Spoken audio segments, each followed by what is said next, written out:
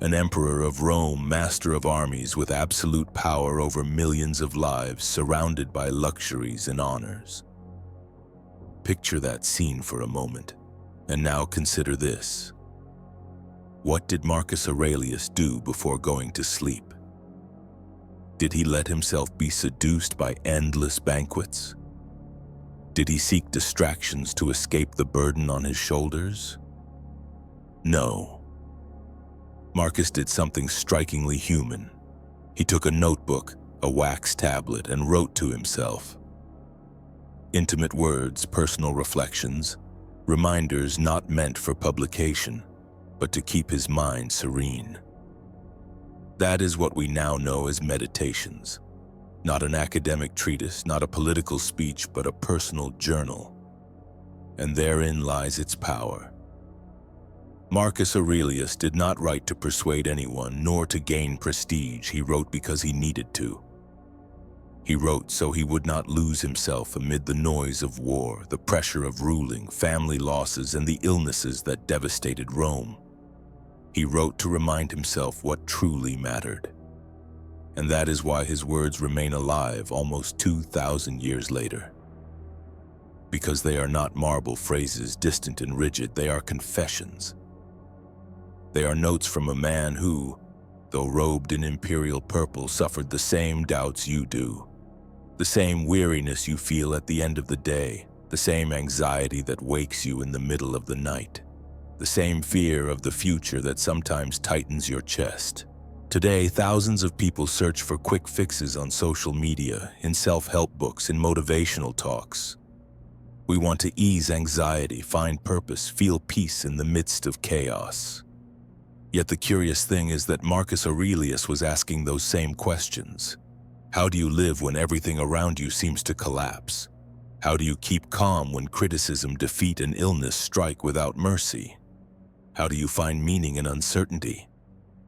Marcus had no meditation apps and no modern gurus.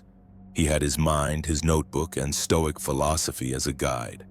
And what he wrote was not abstract theory, but practical counsel. Reminders to himself such as, "The soul is dyed with the color of its thoughts." Or simple yet powerful warnings. If you are distressed by anything external, it is not that thing that upsets you, but your judgment about it. The strength of meditations lies in the fact that it was not written for others. Precisely for that reason, it feels authentic. Marcus did not try to appear perfect. He let his struggles, his vulnerability, his humanity show. And in that sincerity lies the connection that still moves us so deeply today. Because what he faced, we face. Technology has changed, cities have changed, but the human mind remains the same. Listening to Marcus Aurelius today is like having an intimate conversation with a wise friend who understands you. A friend who has known the burden of power, but also the pain of losing children, the weariness of a sick body, the loneliness in the middle of a crowd, and who, despite everything, chose serenity. What you will hear throughout this journey is not a dead philosophy locked in books. It is a living voice that has spoken for 20 centuries and still resonates in the night. Not cold phrases, guides for sleeping in calm, for waking with purpose, for living with greater clarity. So I invite you to listen with an open heart, not as a student before a teacher, but as someone receiving the confidences of a man who, in his innermost self, was as human as you. Because today, that voice that wrote in the half-light of a Roman palace travels across the centuries to accompany you in your own half-light, in this moment of rest, and to remind you of something essential. Your mind is more powerful than anything external. Breathe, relax. This is the beginning of a journey with Marcus Aurelius and with yourself. The life of Marcus Aurelius and the Stoic context. Imagine for an instant a man who wakes each morning knowing that the fate of millions rests on his shoulders. That man is not just another general nor one politician among many. He is the emperor of Rome, the most powerful figure of his time, master of vast armies, of immeasurable riches, and of territories stretching from the burning sands of Egypt to the cold forests of Britannia. That man was Marcus Aurelius, and he reigned between the years 161 and 180 of our era.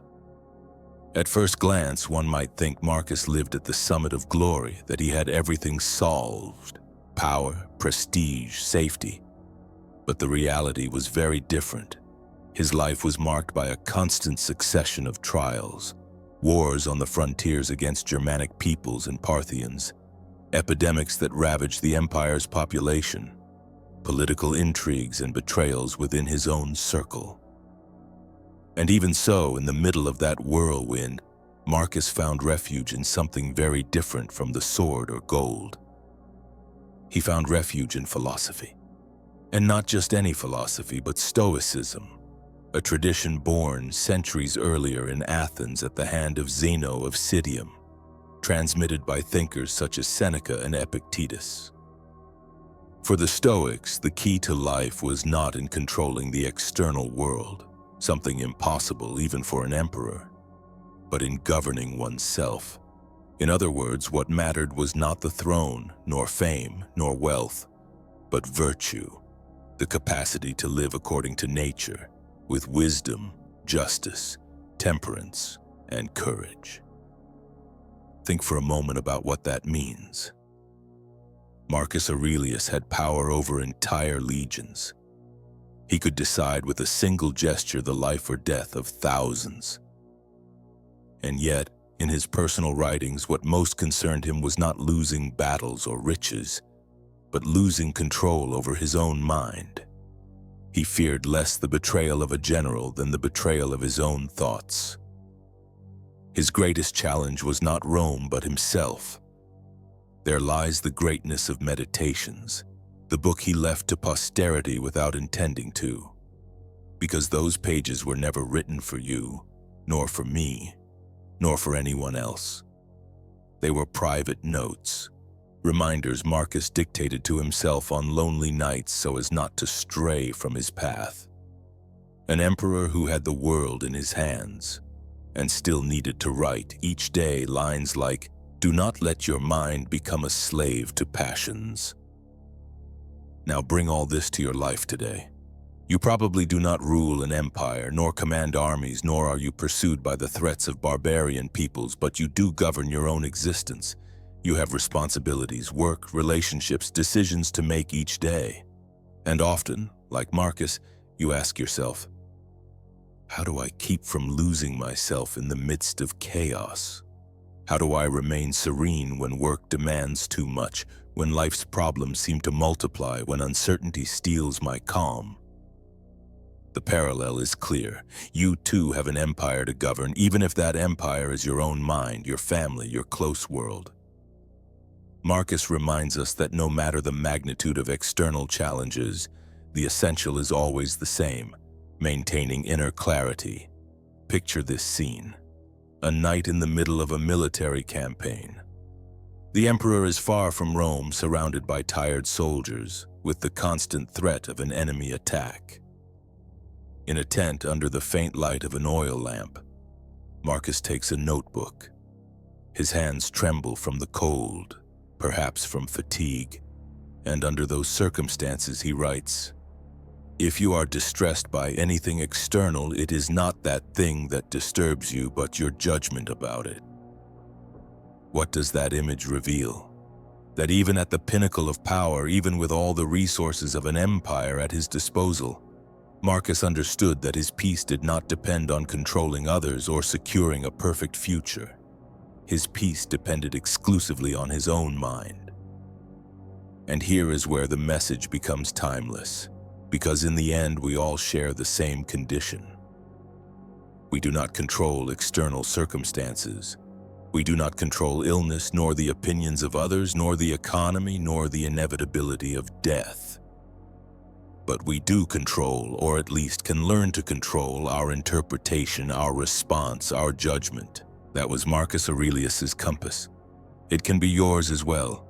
When you read or listen to his meditations, Do not imagine them as a cold philosophical treatise. Think of them as quick notes from someone who, in the solitude of night, told himself what he needed to remember. Sometimes sternly, sometimes tenderly, always honestly. And in doing so, without intending it, he left humanity an extraordinary testimony of what it means to live with integrity amid uncertainty. You may ask, what does all this have to do with you here and now?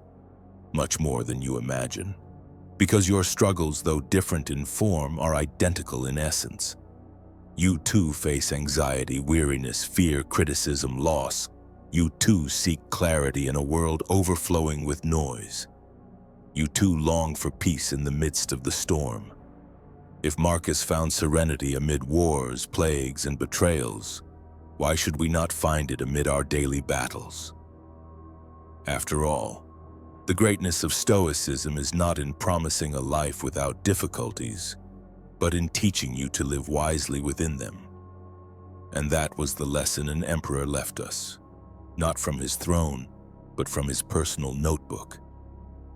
How to listen to these meditations in modern language. Before we dive into the 12 books of meditations, you should know something essential. Marcus Aurelius never wrote these reflections expecting they would one day be published. He did not conceive them as a treatise to teach, nor as a book meant to inspire others. Meditations is, at its purest root, a personal journal. Picture it this way. A man exhausted after a day of military marches, endless audiences, decisions that affect the destiny of thousands, sits alone, opens a notebook and writes to himself. He writes what he needs to remember, what he fears forgetting, what he fears not practicing. They are intimate notes, sometimes repetitive, sometimes raw, even fragmentary at times. And that is precisely what makes them so valuable. They are honest. They do not try to impress anyone. Therefore, when you listen now, do not expect an orderly manual or a polished lecture. What you are going to hear is a modern, free, and close rendering of those lines. I will not limit myself to reciting them literally because you would lose part of their force. Rather, I want you to receive them as if Marcus Aurelius himself had traveled through time and sat beside you today, speaking in simple, direct, current language. Imagine his voice, firm yet calm, practical, without unnecessary ornament. A voice that does not seek to convince or manipulate you, but simply to remind you of what? In some deep place you already know that your mind is more powerful than you think, that your peace depends more on you than on the world, that life is brief and precious, and that each day is an opportunity to live with dignity. I invite you not to approach these meditations as someone cramming for an exam or memorizing a list. That is not the intention. Each line you hear is like a seed. You do not need to catch them all or hold them tightly. It is enough to let them fall within you. Some will germinate now, others perhaps in weeks or months. The important thing is to open space in your mind and heart for these ideas to enter. You can listen in different ways. You might wish to hear them from beginning to end, as a complete journey. You might prefer to dwell on a single reflection and let it accompany you through the day. There is no right or wrong way. Stoic philosophy, after all, is not a rigid dogma, but a living practice that adapts to each person. If you listen before sleeping as you are doing now, let each idea slide gently into your mind. Do not try to force concentration or demand of yourself to grasp everything in the moment. Let your unconscious work with those lines while you sleep. Tomorrow, one of them may appear in your memory just when you need it. And something more, do not seek immediate perfection. Marcus Aurelius knew he was not perfect. That is why he wrote. That is why he repeated again and again reminders that sometimes seem obvious. Because, like all of us, he fell, doubted, grew impatient, got angry, and like all of us, he needed to get back up. That is the true spirit of meditations, not the voice of an untouchable master, but of a vulnerable man training daily in wisdom. Think of this. What you will hear is not a sermon, nor a solemn speech, nor an abstract theory. They are intimate notes from someone who, like you, sought to live with dignity amid uncertainty. Someone who, like you, feared the future, suffered the loss of loved ones, dealt with criticism, wearied of obligations. And yet, instead of surrendering to the noise, he chose to cultivate inner silence. That is the invitation before you. You will not hear an instruction manual, but a mirror in which you may recognize your own battles, your own doubts, and, above all, your own capacity to stay calm when everything seems to fall apart. From this moment on, we will walk together through each of the 12 books of meditations. We will not do it in the rigid order of a philosophical treatise, but in clear, vivid, close language. Each book will be like a small station on this nighttime journey. Each has its particular character. The first is full of gratitude, the second of reminders about life's brevity, the third of invitations to live in the present. And so on until we reach the 12th, where Marcus, already near his end, bequeaths us words of serenity and acceptance. The beautiful thing is that you do not need to grasp them as a whole.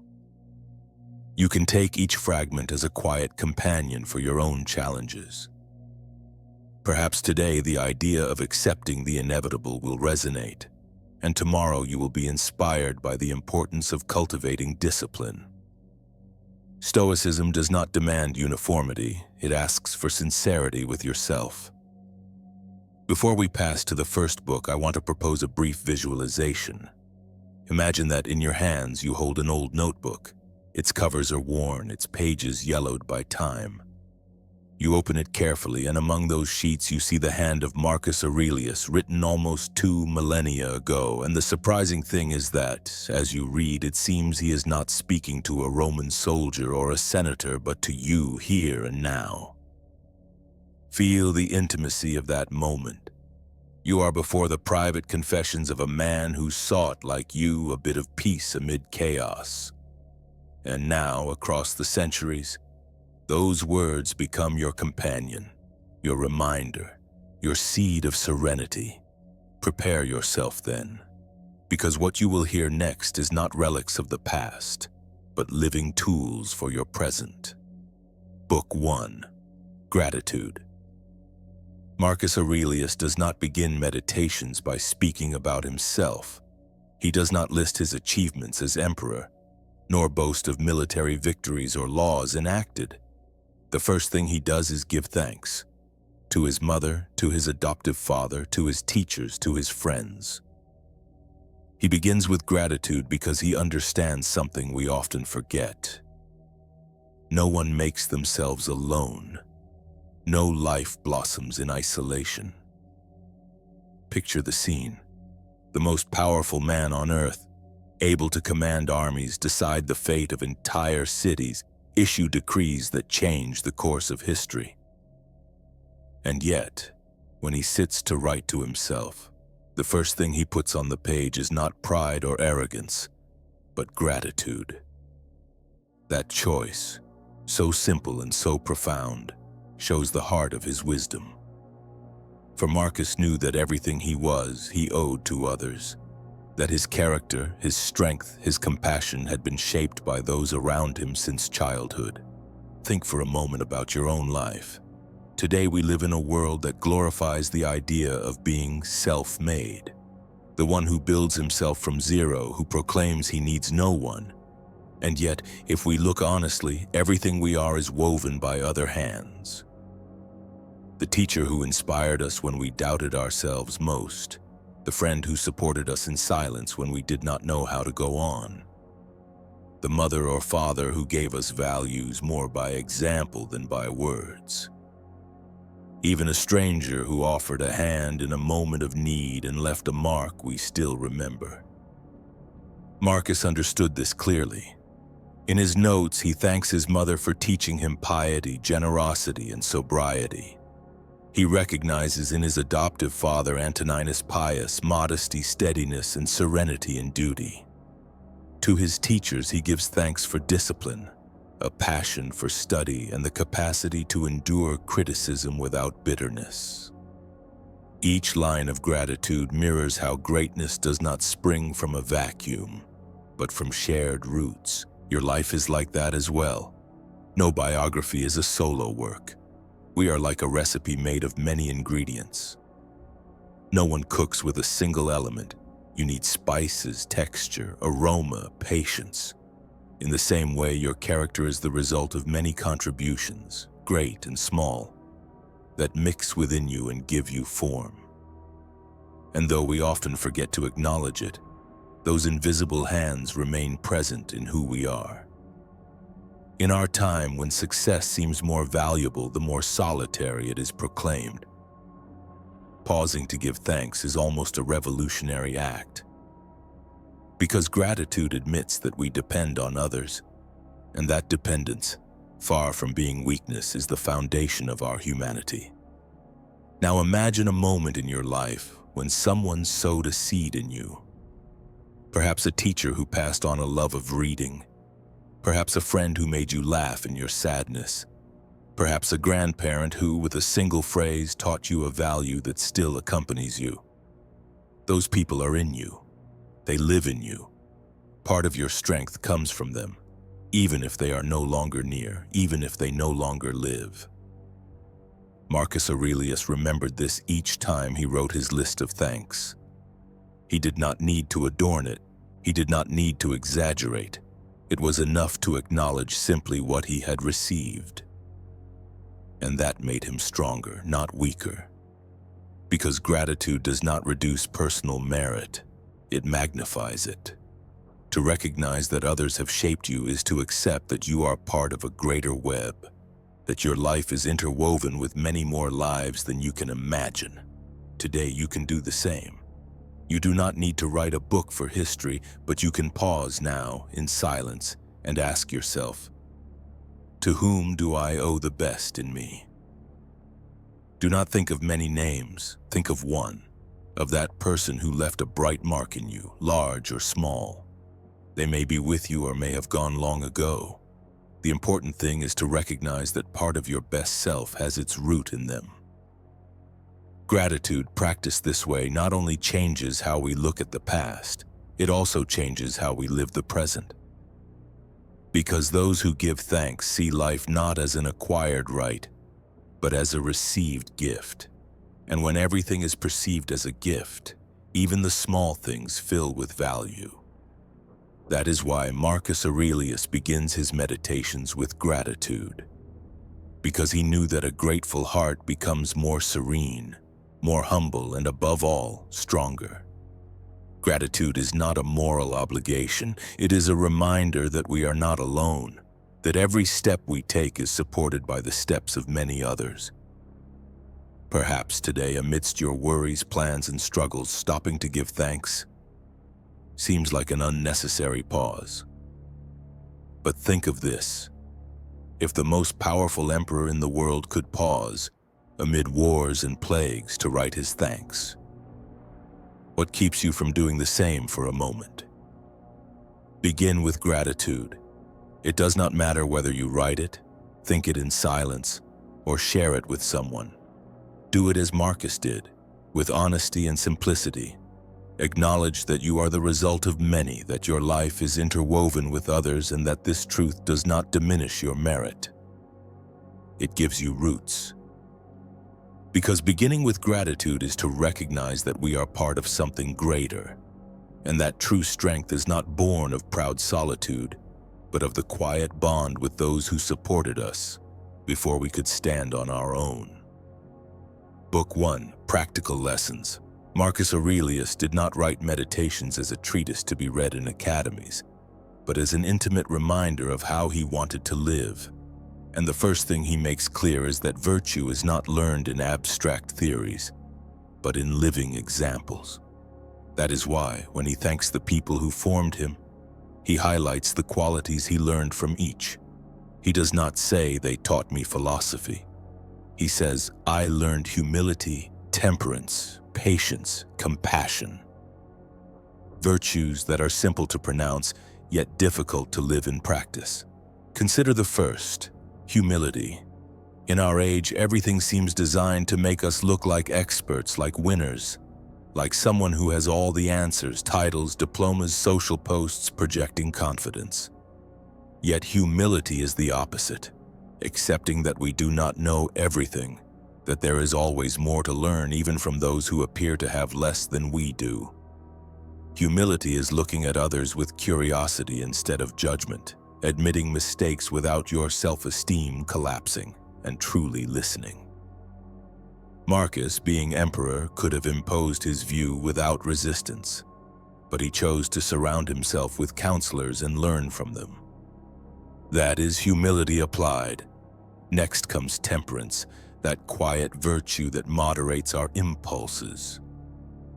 We live in a world that invites excess of consumption, of stimuli, of opinions thrown out without thought.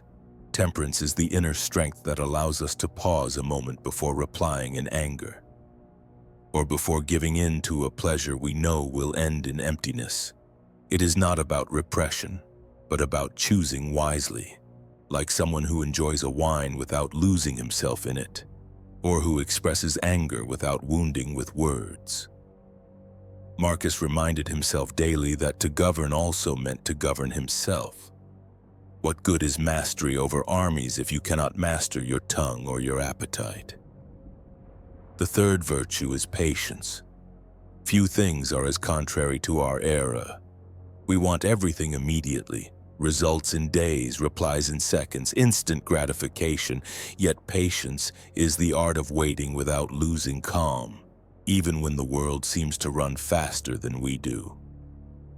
Patience is sowing without demanding the seed blossom tomorrow.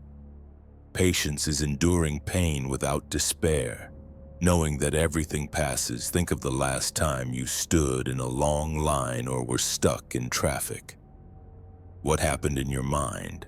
Did you get irritated, or could you breathe and accept that this moment too is part of your life? Patience is not trained in grand events, but in the small things of every day. The fourth virtue is courage. Not the courage of battlefield exploits, but the harder kind. Being honest, speaking truth even when it is uncomfortable, living according to your principles even if it means swimming against the current. In a world where it is easier to please than to confront, courage is measured in quiet gestures, defending someone unfairly criticized, saying no when everything pressures you to say yes, admitting you were wrong instead of hiding it. Marcus was surrounded by flatterers, political interests, decisions that could cost lives. And still, he reminded himself to speak and act with integrity. And finally, compassion. Marcus understood that those around him, even those opposed to him, were fighting their own inner battles. Compassion does not excuse injustice. It sees the other as a human being, not an enemy. It remembers that we all make mistakes because we are all fragile.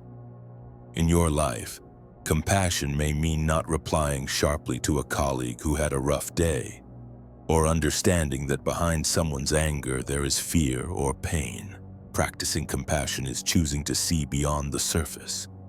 If you look closely, these virtues, humility, temperance, patience, courage, and compassion, are profoundly current. We live in a world that accelerates, that rewards immediacy, that celebrates appearance more than essence. But virtues, like a garden, grow only with time and constancy. It is not enough to read or understand them. You must practice them daily in gestures so small they almost seem invisible. Think of your everyday life. Can you answer an irritating email without hostility? That is temperance. Can you put the phone aside and look your child in the eyes at dinner? That is compassion and humility. Can you wait in a line without irritation, without letting your mind agitate? That is patience. Can you say what you think with sincerity even if not everyone approves? That is courage. Each of these small choices is philosophy applied. That is real Stoicism. Marcus Aurelius did not inherit a throne to leave jewels or riches to posterity. His most valuable legacy was the virtues he practiced, and that remains true for you and me. The greatest mark we can leave on those around us is not material goods, but the way we live our virtues. What they will remember about us will not be what we accumulated, but what we inspired through our conduct. So each time you reread these lessons, do not see them as distant ideals, but as daily practices. Virtue does not mean perfection. It means trying again each day. It means striving to be a bit more patient today than yesterday, a bit more compassionate, a bit more temperate, a bit braver. It is a path, not a final destination. Marcus Aurelius reminds us by his own example. He did not write because he had already achieved those virtues, but because he needed to remind himself of them. He wrote so as not to forget, to recenter his compass. And you can do the same. Turn your days into a quiet training in virtues, knowing that this is the most lasting legacy you can build. Philosophy, he shows, becomes real when it comes down from the book into action. It is not a speech, not an intellectual adornment. It is how you answer an email, how you look at a child, how you endure a wait, how you speak truth, how you choose to understand before you condemn. That is the greatest inheritance. Not jewels, not monuments, but lived virtues.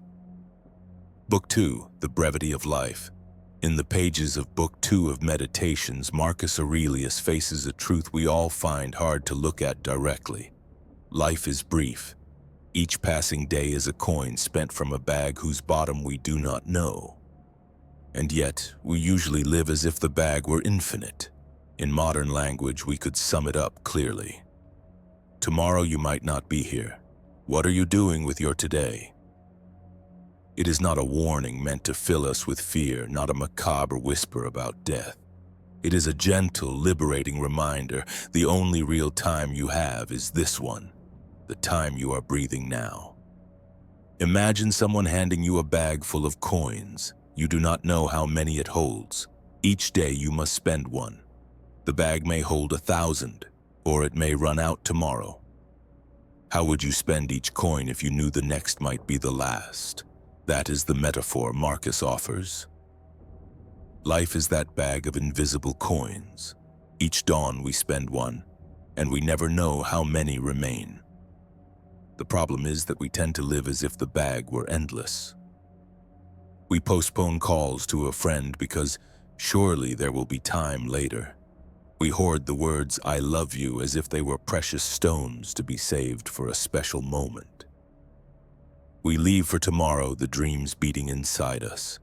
That trip, that letter, that project, that reconciliation, and sometimes simply that tomorrow never comes.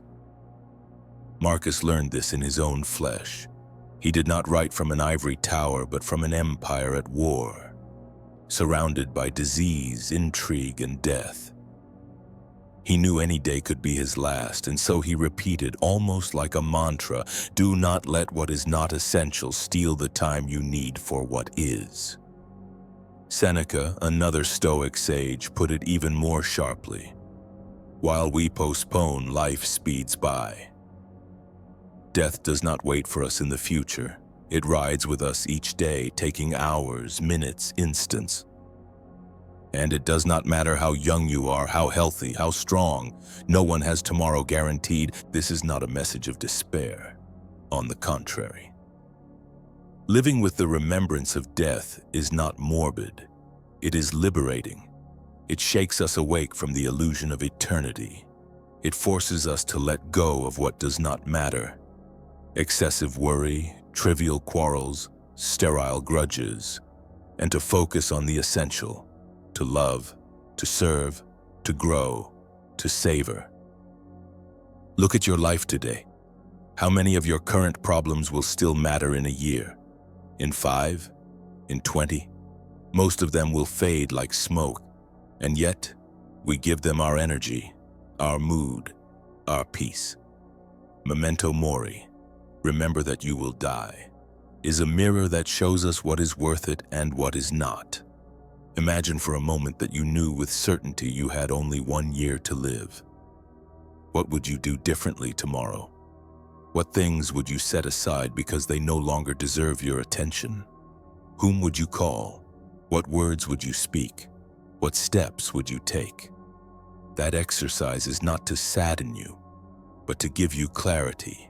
Because although you do not have that certainty, the one thing you do know is that time is limited, and you spend 1 coin from your bag every day. With serene tone, Marcus invites us to live with that awareness. Not to seek frantic pleasures to make the most of time, but to center attention on what truly gives meaning to our existence. Sometimes that means simply looking at the sky for a few minutes, listening calmly to someone you love, or allowing yourself to be fully present in a conversation without distractions. The brevity of life is not a threat, it is a gift. Precisely because it is short, it gains value. No one values water when they believe the river is infinite. They value it when they know the drops are limited. Life, with its finitude, forces us to prioritize, to choose wisely what deserves our energy and what does not. Today you can decide to see life as what it truly is, a fragile, beautiful gift. Do not waste it on useless worries, nor on the arrogance of believing you will be granted another day. Live this one as if it were unique, because in truth it is. Perhaps tomorrow you will open your eyes again. Perhaps not. But what does depend on you is how you spend today's coin. Book 2. Begin the day with clarity. In one of the most quoted passages of Meditations, Marcus Aurelius wrote, "When you rise in the morning, remember you will meet intrusive, ungrateful, arrogant, deceitful, envious, and selfish people, but none of them can harm you, for they share with you the same divine reason and the same nature." It is a reminder as simple as it is powerful. The day will begin with obstacles, with inevitable friction, and yet none of it has power over your peace unless you hand it over. Marcus did not rise expecting a perfect world or an empire running without error. He rose knowing there would be tensions, criticism, injustice, and still he chose to remain calm. In modern language, think of it as a mental shield. Just as you would not leave the house undressed, you should not leave without preparing your mind. You know there will be traffic, urgent emails, difficult people, unexpected delays. Why be surprised? Surprise is what generates frustration. But if you anticipate it, all will come, and still decide it will not steal your serenity, your day starts from a place of inner strength. Imagine you know with certainty it will rain. What do? You leave with an umbrella. You do not get angry at the clouds. You do not waste time cursing the rain. You simply prepare. In the same way, Marcus invites us to leave each morning with a mental umbrella, the willingness to accept the inevitable and to stand firm. Consider a vivid example. You wake, and there is already an annoying notification on your phone. Later, someone speaks to you brusquely at work. Then a long line makes you lose half an hour. Each of those moments could wear down your mood if you are not prepared. But if, before leaving the bed, you have already remembered, today there will be difficulties, but they will not define me, then each situation ceases to be a personal attack and becomes a natural part of the day. Like rain, inconvenient but never surprising. The key is understanding that what happens outside is rarely under your control, but the attitude with which you face it always is. That is the core of Stoic freedom, to choose your disposition even when you cannot choose circumstances. We can translate this counsel into a practical, simple, brief routine for any morning. Upon waking, take a deep breath. Before looking at your phone, before thinking about your to-do list, spend a moment feeling the air entering and leaving your lungs. It is a reminder that you are alive and that this simple fact is already a gift. Remember Marcus's warning. Repeat mentally. Today I will meet obstacles, there will be difficult people, there will be annoying situations, but none of them has power over my peace unless I grant it. Choose one virtue to practice. It might be patience, gratitude, serenity, humility. You do not need to cover everything. Choose one. That virtue will be your anchor for the day. When difficulty appears, return to that word: patience, gratitude, serenity. Accept that the day cannot be controlled. The schedule may change, plans may be rearranged, surprises will arrive. But your disposition does depend on you. That is true strength, not controlling the world, but governing yourself in the midst of it. Marcus was no naive. He knew better than anyone that his day could bring political betrayals, news of death at the front, the spread of a plague. And still, by writing these words, he shows us that the attitude with which we face morning can make all the difference. The modern parallel is clear. You do not rule an empire, but you do rule your life. And every morning is a small reign where you decide whether you will be a slave to immediate reaction or a serene governor of your mind. Think of it this way. Each day is like entering a silent battlefield.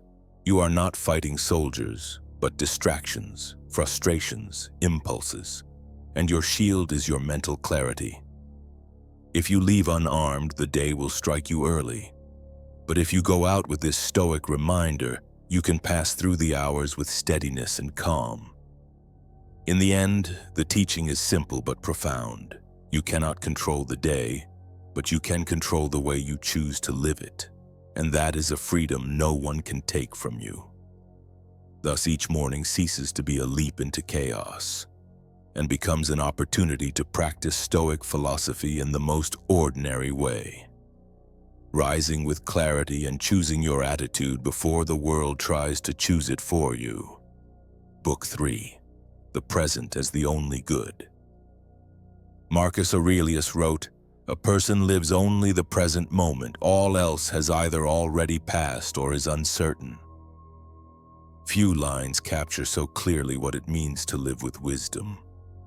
The past, with its weight of memories, guilt, and nostalgia, no longer exists. The future, with its load of plans, fears, and expectations, does not yet exist. Only the present remains, this instant, this breath. And yet, we almost always let it slip away as if it were worthless.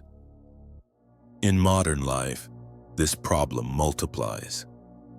We compulsively replay what we did wrong yesterday. A harsh word, a mistake at work, a missed opportunity. Or we project with anxiety what might happen tomorrow. The pending meeting, the bill to pay, the uncertain outcome. Between guilt about what has passed and fear of what is coming, we let slip the only thing we truly possess, the now. Think of it concretely. How many times do you eat while staring at your phone without truly tasting what is on your plate?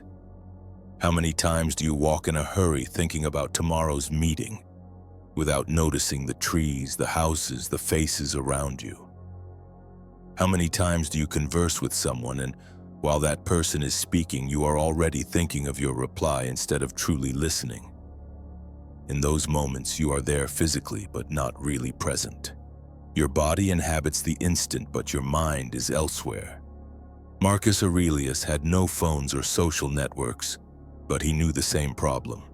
His warning is timeless. Each time you get lost in the past or the future, you tear away from yourself the only life you have, which always happens in the present.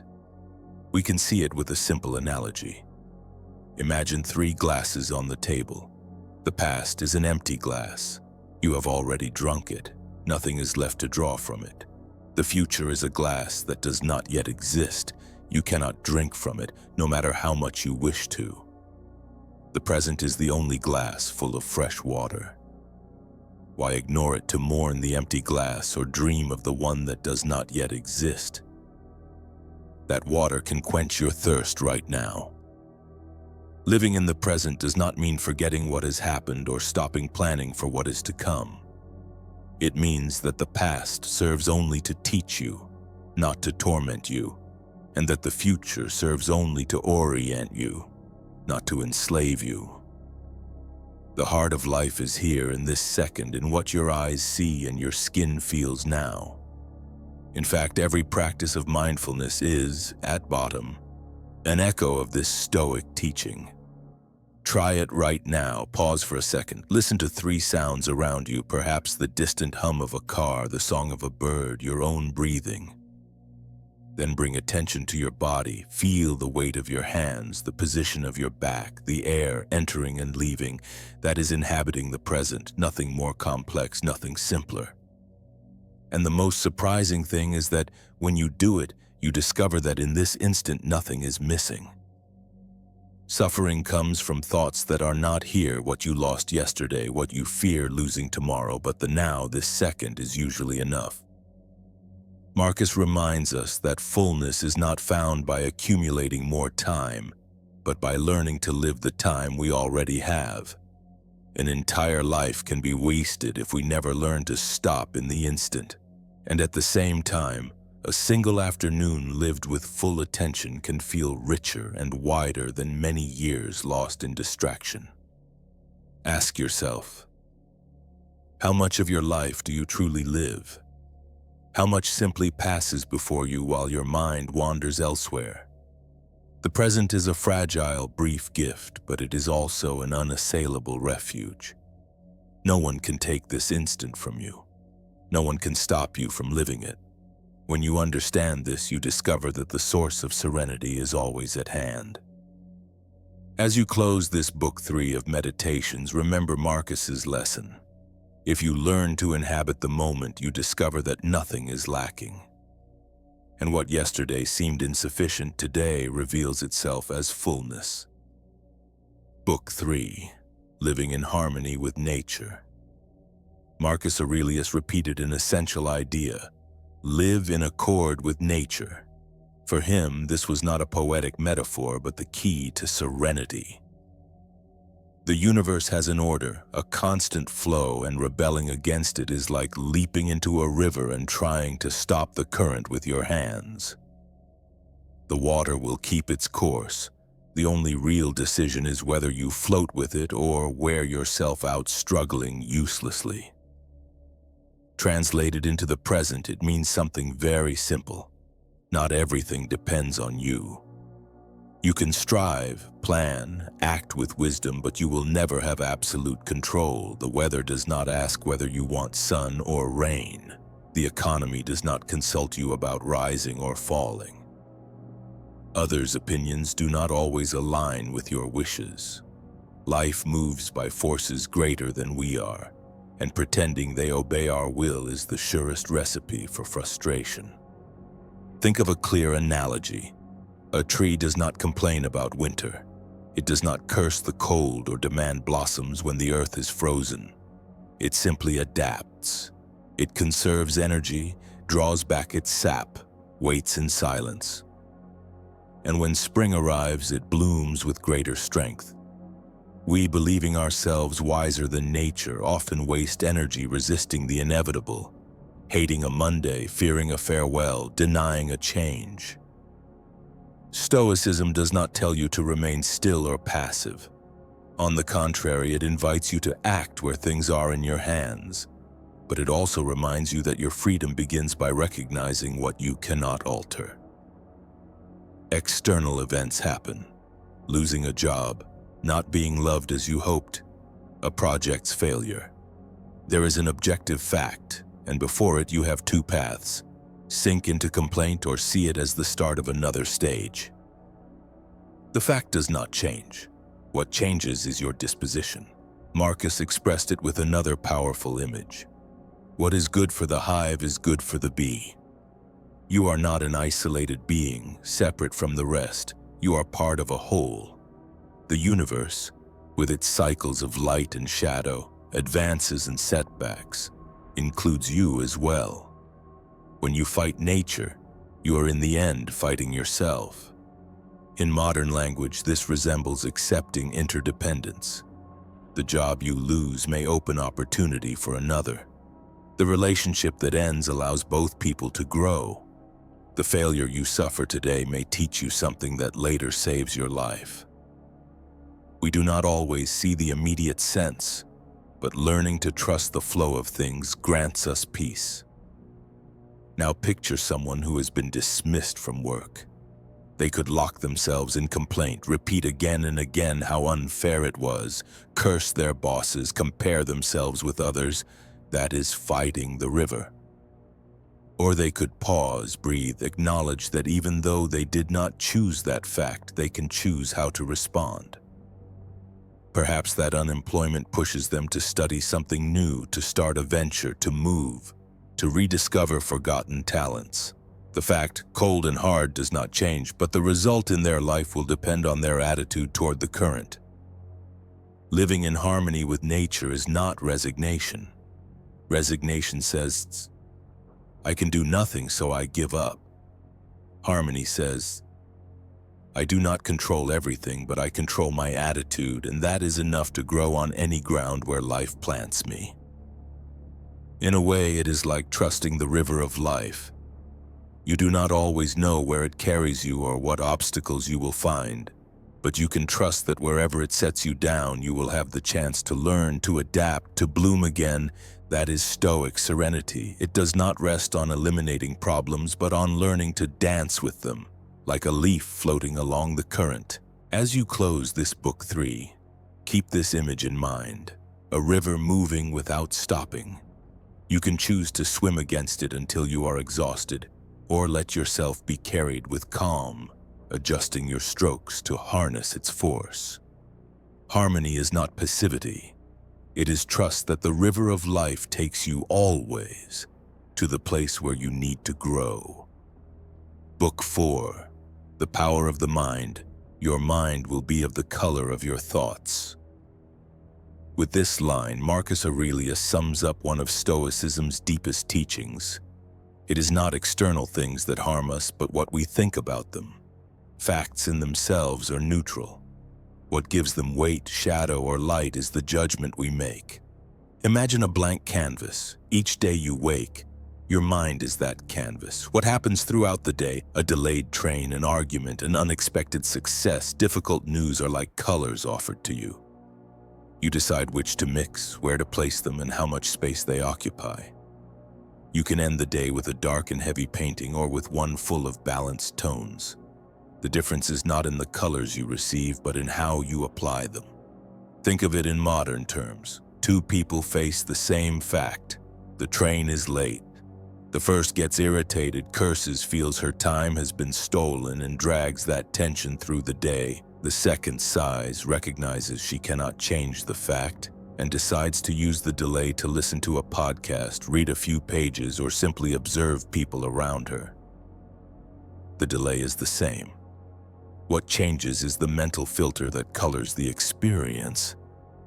Marcus would say, if you are afflicted by something external, it is not that thing that troubles you, but your judgment about it.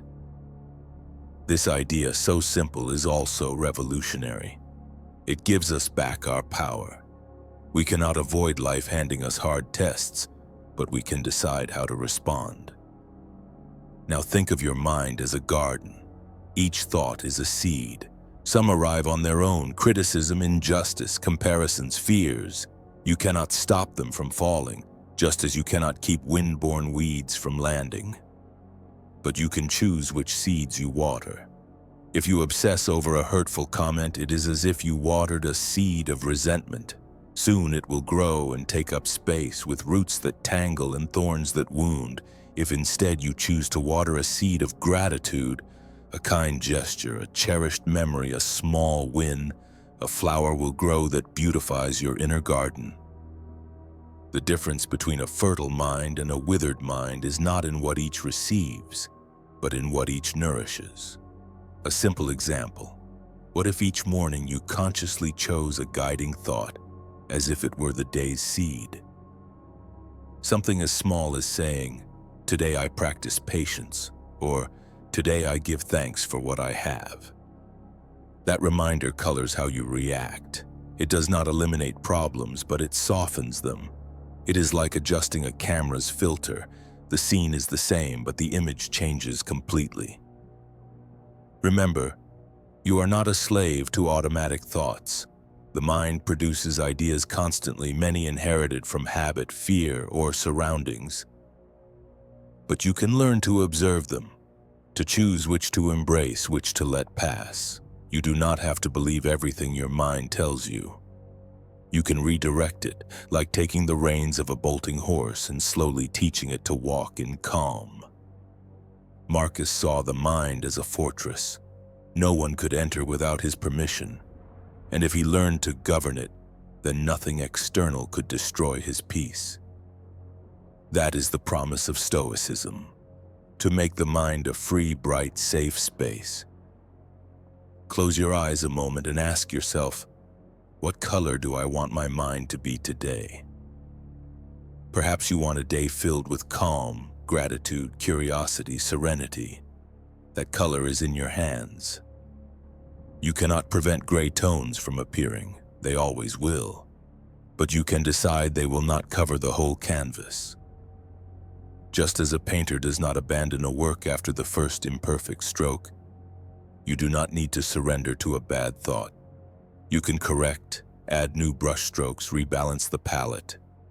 Each instant is a chance to repaint your day with awareness. In the end, Marcus's teaching is clear. Do not live as a passive spectator of your mind. Be the artist of your own canvas, the gardener of your own plot. Life will set tests, but the final work depends on you. Book 4, Death and Renewal. Why fear what is natural? With this question, Marcus Aurelius invites us to face something most of us avoid: death. In his meditations, he recalls it again and again, not with fear, but with serenity. For him, death was not a personal tragedy, but a universal fact. As natural as being born, as inevitable as winter's arrival or the leaves falling in autumn. And yet we live in a culture that strives to hide it. We avoid saying died and say passed away and left us, it is at rest. In media and daily life, it is sidestepped as if naming it made it more real. Deep down, we all know it will reach us, but we avoid remembering it. Marcus instead told himself each day, death is on your path. Accept it as you accept the dawn or the rain. Accepting death does not mean losing the joy of living. On the contrary, it multiplies it. Because when you remember time is limited, each instant gains value. The cup of hot coffee you drink upon waking is not just routine, but an unrepeatable gift. The conversation with a friend stops being ordinary and becomes a treasure. The embrace, the laughter, the walk in the rain, everything shines brighter because you know nothing is guaranteed. Imagine nature as an eternal cycle. Seawater evaporates, rises to the sky, becomes clouds, and later returns as rain. Does it ever disappear? No, it simply changes state. Life is like that. It changes form, returns to the cycle, becomes something else. We are part of that unending movement. A story shows it well. A woman loses her brother unexpectedly. For months she feels an unfillable emptiness. Little by little, the loss begins to teach her something. She discovers she will never again postpone words of affection for later. That she will not take small gestures for granted. She starts to enjoy simple things more intensely. Listening to music together in silence, cooking with her mother, watching a sunset from the window. The pain of loss does not vanish, but it transforms into a new form of gratitude. Paradoxically, death taught her to live. Marcus Aurelius sums it up clearly. It is a shame that in life we flee death, it being as inevitable as birth. The most powerful emperor understood that greatness would not free him from the fate common to all. That certainty did not sink him. It freed him. It reminded him each day that he should live with dignity, with virtue, with presence. When we stop seeing death as a threat and start seeing it as part of the natural order, something in our gaze changes. We stop postponing, stop tangling ourselves in trifles, stop believing there will always be a tomorrow. Awareness of death does not darken life, it illuminates it. It invites us to live with more truth, with a gentle urgency. Think, how many times have you postponed something important? A call, a project, an I love you. We always believe there will be time later. But if you remember you do not know how much remains in your bag of days, then you decide to act today. That is the gift of memento mori, not fear but awakening. Next time the idea of death appears in your mind, do not reject it. Breathe, look at it directly and say, you are part of life. Then ask yourself, what life do I want to live before it arrives? Book 5. Starting the day with discipline. Were you born to stay warm under blankets or to carry out your work? With this question, Marcus Aurelius spoke to himself at dawn. The emperor, with all the power in the world, acknowledged the same temptation you and I feel. To linger a little longer in bed, to seek the cozy warmth of the sheets, to delay the inevitable. But he knew he was born for more than that. Marcus understood that life did not belong only to him. His duty was not to dwell in a whim of comfort, but to rise and act, to govern, to serve, to be useful. And not because someone watched him, but because he wanted to be worthy of his purpose. In today's language, that reflection is not about punishment or rigidity. It is about self-respect. Discipline is not the enemy of freedom. It is its foundation. Rising early, caring for your body, nourishing your mind. These are not burdens, but gifts you give yourself. Seeds you plant today so your future can bloom. Imagine a musician. Each morning, whether or not he feels like it, he takes his instrument and practices. At times it is hard, repetitive, boring, but he knows each note practiced is a brick in the building of his art. Constancy turns possibility into reality.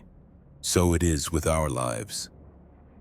Habit is the chisel that shapes who we are. Think of your own routine. Perhaps the alarm rings and your first impulse is to delay it. 5 more minutes, you say, and those 5 become 20, and the day begins in a rush, with disorder, with that sense of always running behind the clock. What would happen if instead of postponing you chose to rise, not to fulfill an external obligation, but to give yourself a gift, a few minutes of calm, a space to meditate, to exercise the body, to write what is on your mind? That conscious start changes the color of the entire day. Epictetus put it wisely. No great thing is created suddenly. The extraordinary is the fruit of the ordinary repeated with constancy. Not isolated heroic gestures, but small, firm steps repeated each day.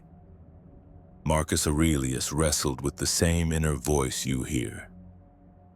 The body asking for comfort, the mind seeking excuses. His answer was clear. I was born to work with others, to serve the world, to live with virtue. We may not rule an empire, but we do rule our lives. And each morning we have the chance to remind ourselves, I do not rise to suffer, I rise to live with purpose. Discipline, then, is not sacrifice. It is a declaration of love toward yourself. It is looking at your future self and saying, today I do this for you.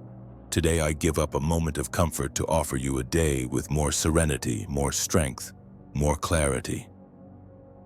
Next time you feel the pull to stay a little longer, remember, blankets warm for minutes, but action gives meaning to the whole day. It is not a renunciation. It is a gift, a gesture of respect for who you are and who you can become. Book 5. Fulfilling your duty. Duty is life's engine. With that clarity, Marcus Aurelius remembered that no one exists only for himself. The universe, he said, is like a great hive, and each human being is a bee with a role in it. If one bee refuses to work, the whole hive suffers. If one part of the whole is corrupted, the whole weakens. As emperor, Marcus bore immense duties: to govern, to decide on wars, to care for the people amid plagues and famines. But he did not see duty as an imposed burden, rather as the very reason for his existence. He understood his life had meaning insofar as it contributed to the common good. Now let us bring this to the present. Fulfilling your duty does not mean living under external orders or resigning yourself to blind obedience. In modern language, duty is discovering your unique contribution to the world, your vocation, your responsibility toward others, and embracing it with dignity. Think of everyday examples. A doctor who, after a long shift, continues to treat patients with the same dedication. A mother or father who patiently accompanies their children through daily tasks, despite fatigue. A student who strives to learn even without immediate applause or recognition. All of that is duty. It has no glitter, it is not always visibly rewarded, but it sustains the invisible fabric of life. Duty is neither great nor small in itself. What seems a minimal gesture, listening attentively to a friend, offering good service, caring for a detail at work, may bring someone relief, hope, or the example they needed at that moment. Marcus put it forcefully: what is not good for the hive is not good for the bee. If you think only of yourself, if you live apart from others, sooner or later you discover your life is empty. Meaning is found in interconnection, in contribution. A useful way to see it is to imagine a clock of gears. Each piece seems small, insignificant, but if one stops, the whole mechanism is affected. So it is with duty. Each task fulfilled, however simple it may seem, keeps in motion something far larger than we can see. In our time, we often view duty as a burden or limitation. We repeat phrases like, I have to go to work, I have to study, and I have to take care of this or that. Marcus invites us to replace I have to with I am here to. It is not obligation, it is purpose. It is not servitude, it is vocation. And if you think about it, even when we do not feel it, fulfilling duty strengthens us. It gives us direction. It reminds us that life is more than the pursuit of pleasure or comfort, daily work, quiet commitment. This is where character is forged. Duty is also a form of freedom. How? By choosing to do what is ours to do, by honoring our responsibilities, we stop living enslaved to whim or apathy. We become larger than our immediate impulses. Imagine for a moment that everyone decided to abandon their duty. The doctor does not treat, the teacher does not teach, the farmer does not sow, the driver takes no one to their destination. Chaos would be immediate. Your duty, mine, each person's keeps alive the order that sustains society. So Marcus invites us to ask, what is my duty today, right now? The answer need not be grand or epic. It might be completing a task with care, listening attentively to someone who needs it, keeping a promise, maintaining calm in difficulty. That is life's quiet engine, duty fulfilled with dignity. Not because someone sees it, not because it will be rewarded, but because doing it is what makes you human, what makes you part of the whole. Close your eyes for an instant and think, what is your duty today? Not tomorrow, not a month from now. Today, do it. Do it simply, serenely, with the awareness that in fulfilling it, you not only support yourself, you also support the lives of many others. Book 6. The Universe as a Community. What is good for the hive is good for the bee. With this line, Marcus Aurelius sums up one of Stoicism's most powerful ideas. Life is not understood in solitude. Each of us is part of a much larger organism. Marcus saw the universe as an interwoven fabric where everything sustains everything else. The human being, he said, is not an island. What we think, what we do, what we fail to do reverberates in other lives. This awareness of belonging was a compass for him as emperor. And it is a compass for us as individuals. Stoics conceived the cosmos as an ordered, coherent web where each part fulfills a function. Nothing exists in vain. The river flows to nourish the earth, the sun shines to give life, animals complete their cycles, and the human being endowed with reason and the capacity to choose is called to participate in that order, not to live against it. Marcus put it plainly. We were born to cooperate, like feet, like hands, like eyelids, like the rows of teeth. What does this mean? That just as the foot does not exist without the leg, nor the hand without the arm, our existence takes on meaning in relation to others.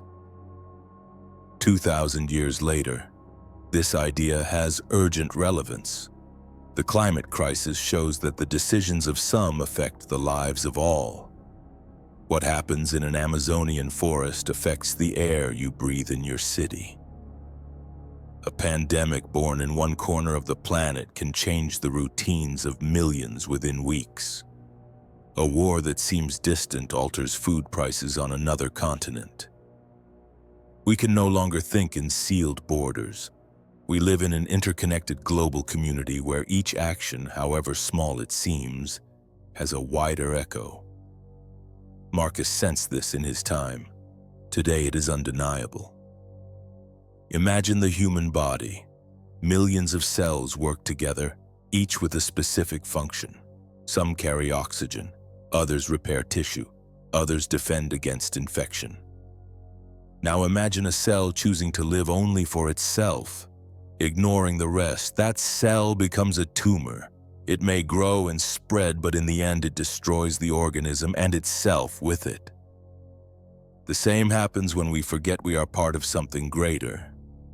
When we live only for immediate benefit without considering our impact on others, we weaken the community on which we depend. The opposite is also true. A single act of solidarity, however small, strengthens the common fabric. Donating blood that may save a life. Truly listening to a friend going through a hard time, recycling to care for the environment, helping a neighbor with a purchase. Each gesture, however insignificant it seems, is a spark that keeps the communal fire lit. Philosopher William James said a kind act is never lost.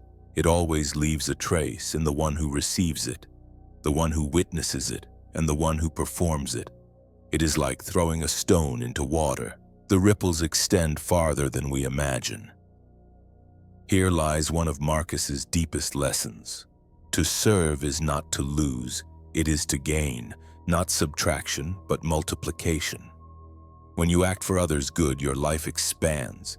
It is not only altruism, it is understanding that by caring for another, you care for yourself because you are part of the same whole.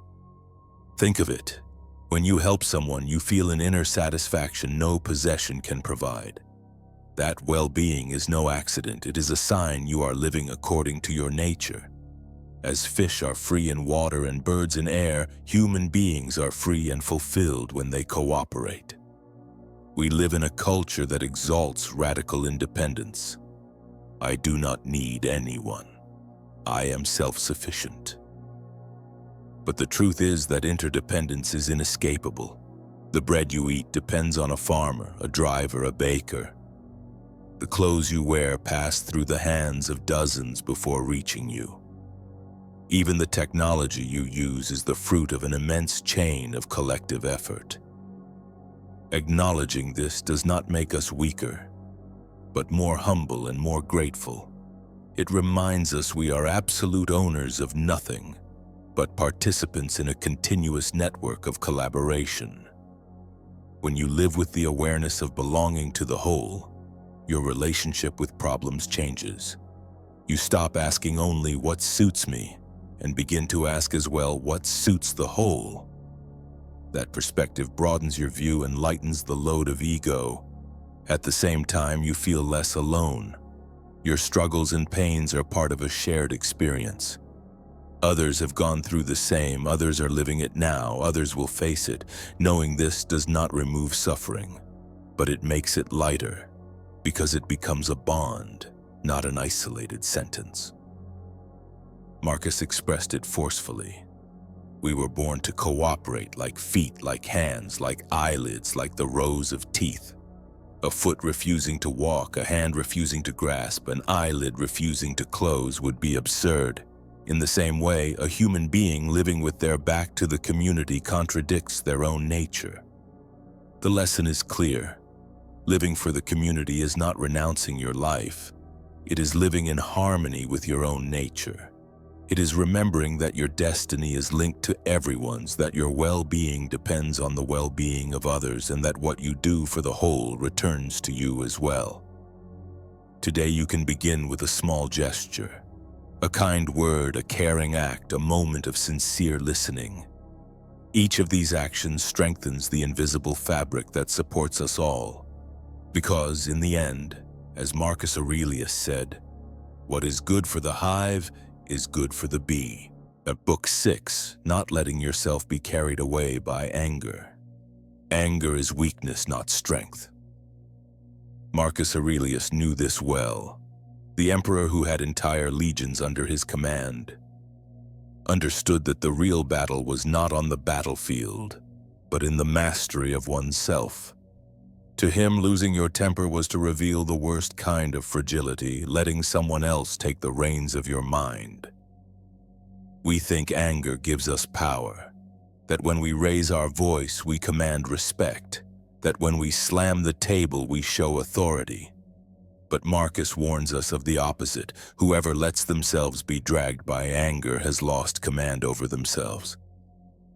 He is a rider who no longer controls the horse, a captain who abandons the helm in the middle of the storm. Today, in our daily life, anger shows itself in 1,000 ways. On social media, where a single sentence is enough to ignite endless arguments. In traffic, where a honk turns into an insult and an insult into a fight. At home, where small differences of opinion can unleash arguments that leave wounds deeper than any physical blow, we tell ourselves that venting frees us. But in reality, what we do is feed a fire that later consumes us from within. Anger is like a spark in a dry forest. It may seem insignificant, but a single instant is enough for it to catch and turn everything to ashes. The problem is not the fire itself, but the inability to stop it when it is just beginning. Because putting out a spark is easy, but putting out a wildfire can take years. The same happens with human relationships.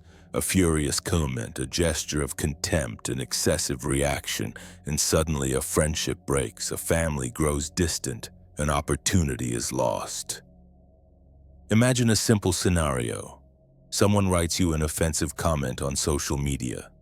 You do not know that person, you will never see them, and their opinion does not really affect your life. Yet in a rush, you respond in fury, your words spread, others join the argument, and you end up with hours of your day stolen, your mood poisoned, and your peace in pieces. Who won? No one. Who lost? You. Or think of home life. One day you come home tired and a tiny detail, a dish left unwashed, a door slammed, lights your anger. You raise your voice, you hurt those you love most, and then comes the remorse. But what was said cannot be erased. As Epictetus said, whoever gets angry harms themselves. Marcus confirms this in his reflections. Every time anger rules, what is destroyed first is the soul of the one who suffers it. Stoicism does not ask you to repress emotion, nor to pretend you feel nothing. That would deny human nature. What it proposes is to recognize anger as soon as it arises and stop before acting. To observe it like a visitor knocking at the door. You know it is there, but you are not obliged to invite it in. That instant of pause, that moment when you decide not to answer immediately, is already an act of power. We can imagine the mind as a lake. When it is agitated, the water reflects nothing.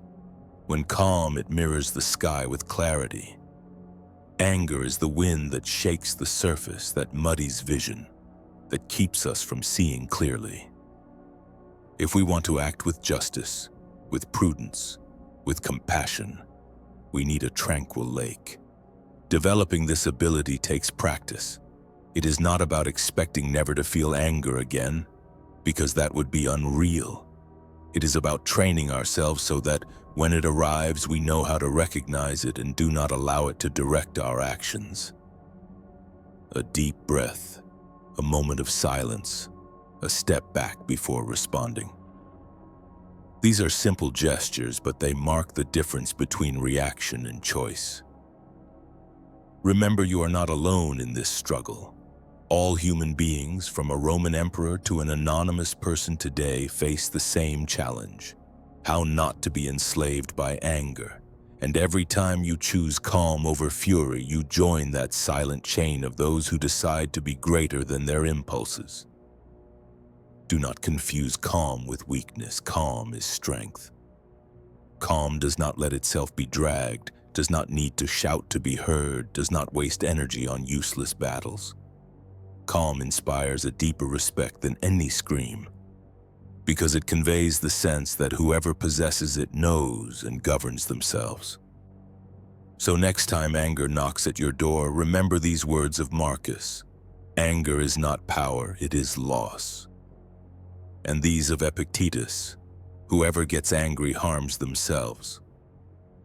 Breathe, observe, decide. Do not surrender your mind to a passing emotion, because in the end, the strongest, most powerful, most invincible answer will always be calm. Book 7, The Invulnerable Soul. No one can hurt you unless you allow it.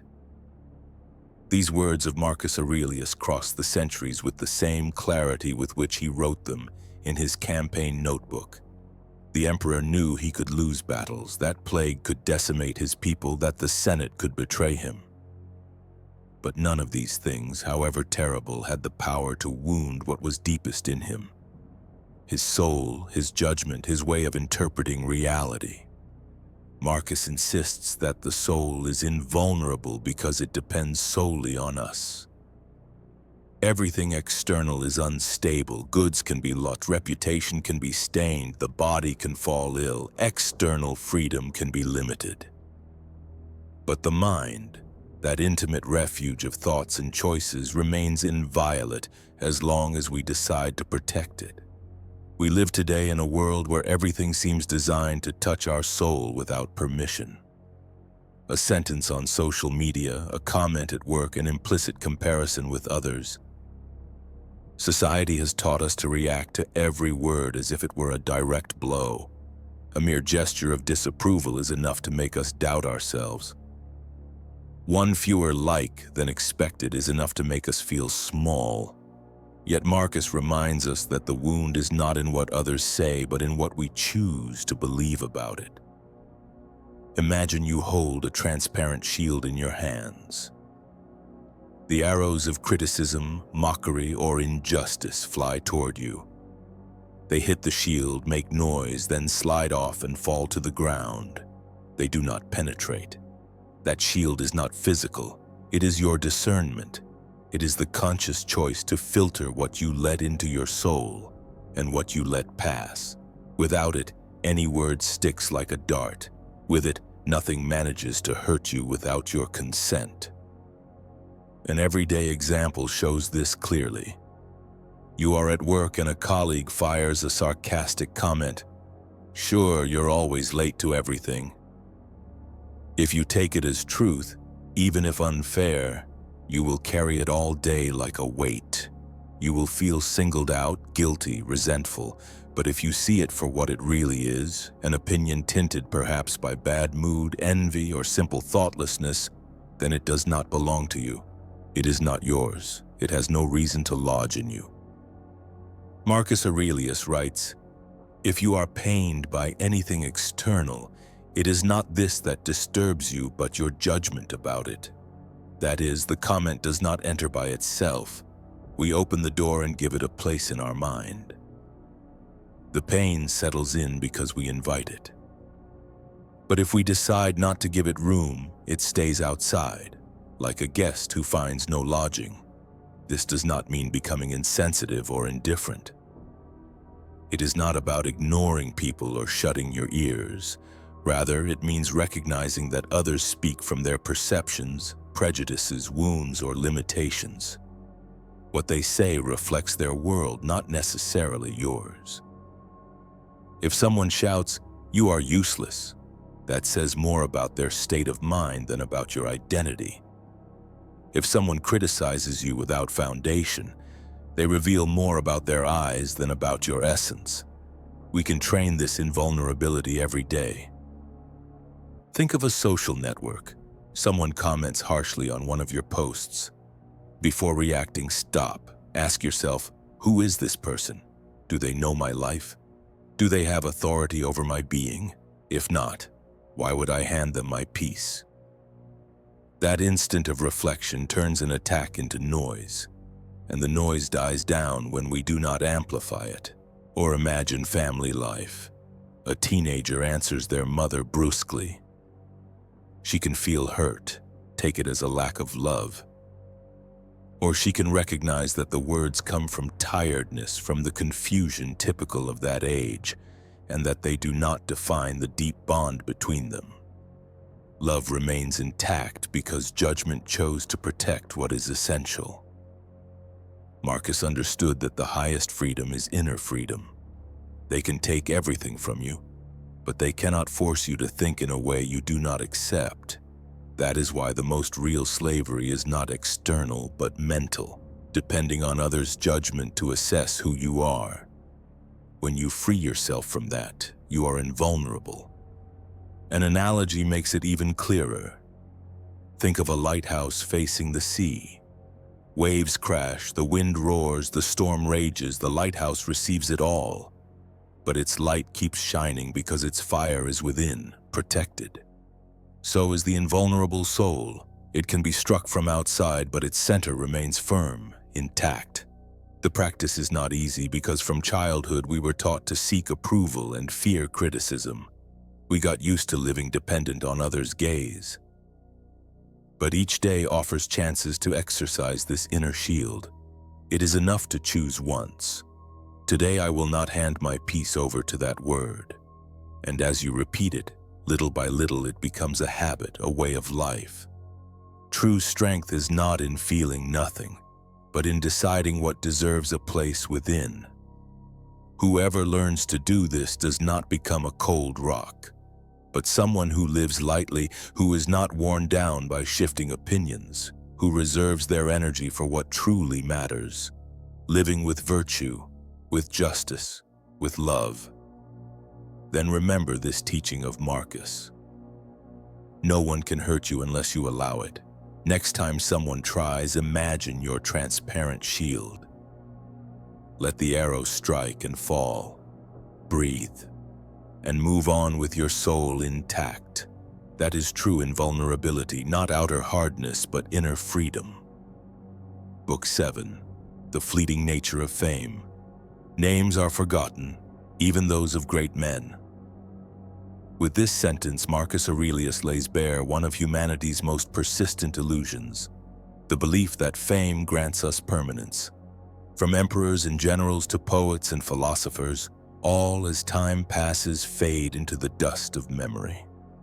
What once seemed eternal, a statue, an inscription, a triumph celebrated by crowds, ends reduced to the silence of oblivion. Glory, in Marcus's words, is smoke, and fame a mirage. In his day, Marcus could have been tempted by public grandeur. He ruled the most vast empire of his time. His face was on coins, his name in chronicles, his figure in monuments. Thousands of soldiers shouted his title. Thousands of subjects revered him.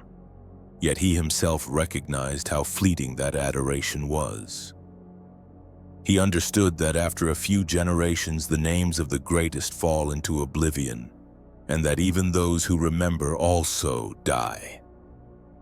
Memory is erased in two directions, in those who are no longer here and in those who can no longer remember. Let us bring this to our present. Today, fame is not measured in marble statues, but in followers, likes, and viral trends. A photo can receive thousands of hearts in a matter of hours. A video can reach millions of views in a day, but what happens after? The algorithmic wave moves on, and what was celebrated yesterday is buried under new posts tomorrow. That influencer who seemed omnipresent 2 years ago no longer appears in any conversation today. That singer who filled stadiums now barely fills small venues. Forgetting is not slow. In our era, it is instant. It is a mistake to think this fragility affects only contemporary figures. Even the great names of history, except a few, are lost in the collective memory. Ask yourself, what do you remember of the scientists, philosophers, or artists who shaped past centuries? Except those we studied formally, their names feel vague, almost ghostly. And even those few we know, like Aristotle or Leonardo da Vinci, are reduced to labels, simplified caricatures of what they really were. Fame, even the greatest, thins out until it becomes an incomplete recollection. Marcus illustrates it with the bluntness only an emperor could have. Those who applaud you today will grow tired of you tomorrow, and those who one day keep your name in books or inscriptions will also disappear. Then, what is the use of building your life around such a fragile echo? Fame is like writing your name in beach sand. You labor, you trace it carefully, you embellish it, and in a matter of minutes the wave comes and erases it. It does not matter how large you wrote the letters, nor how proud you were of your work. Nature runs its course, and all that seemed solid vanishes.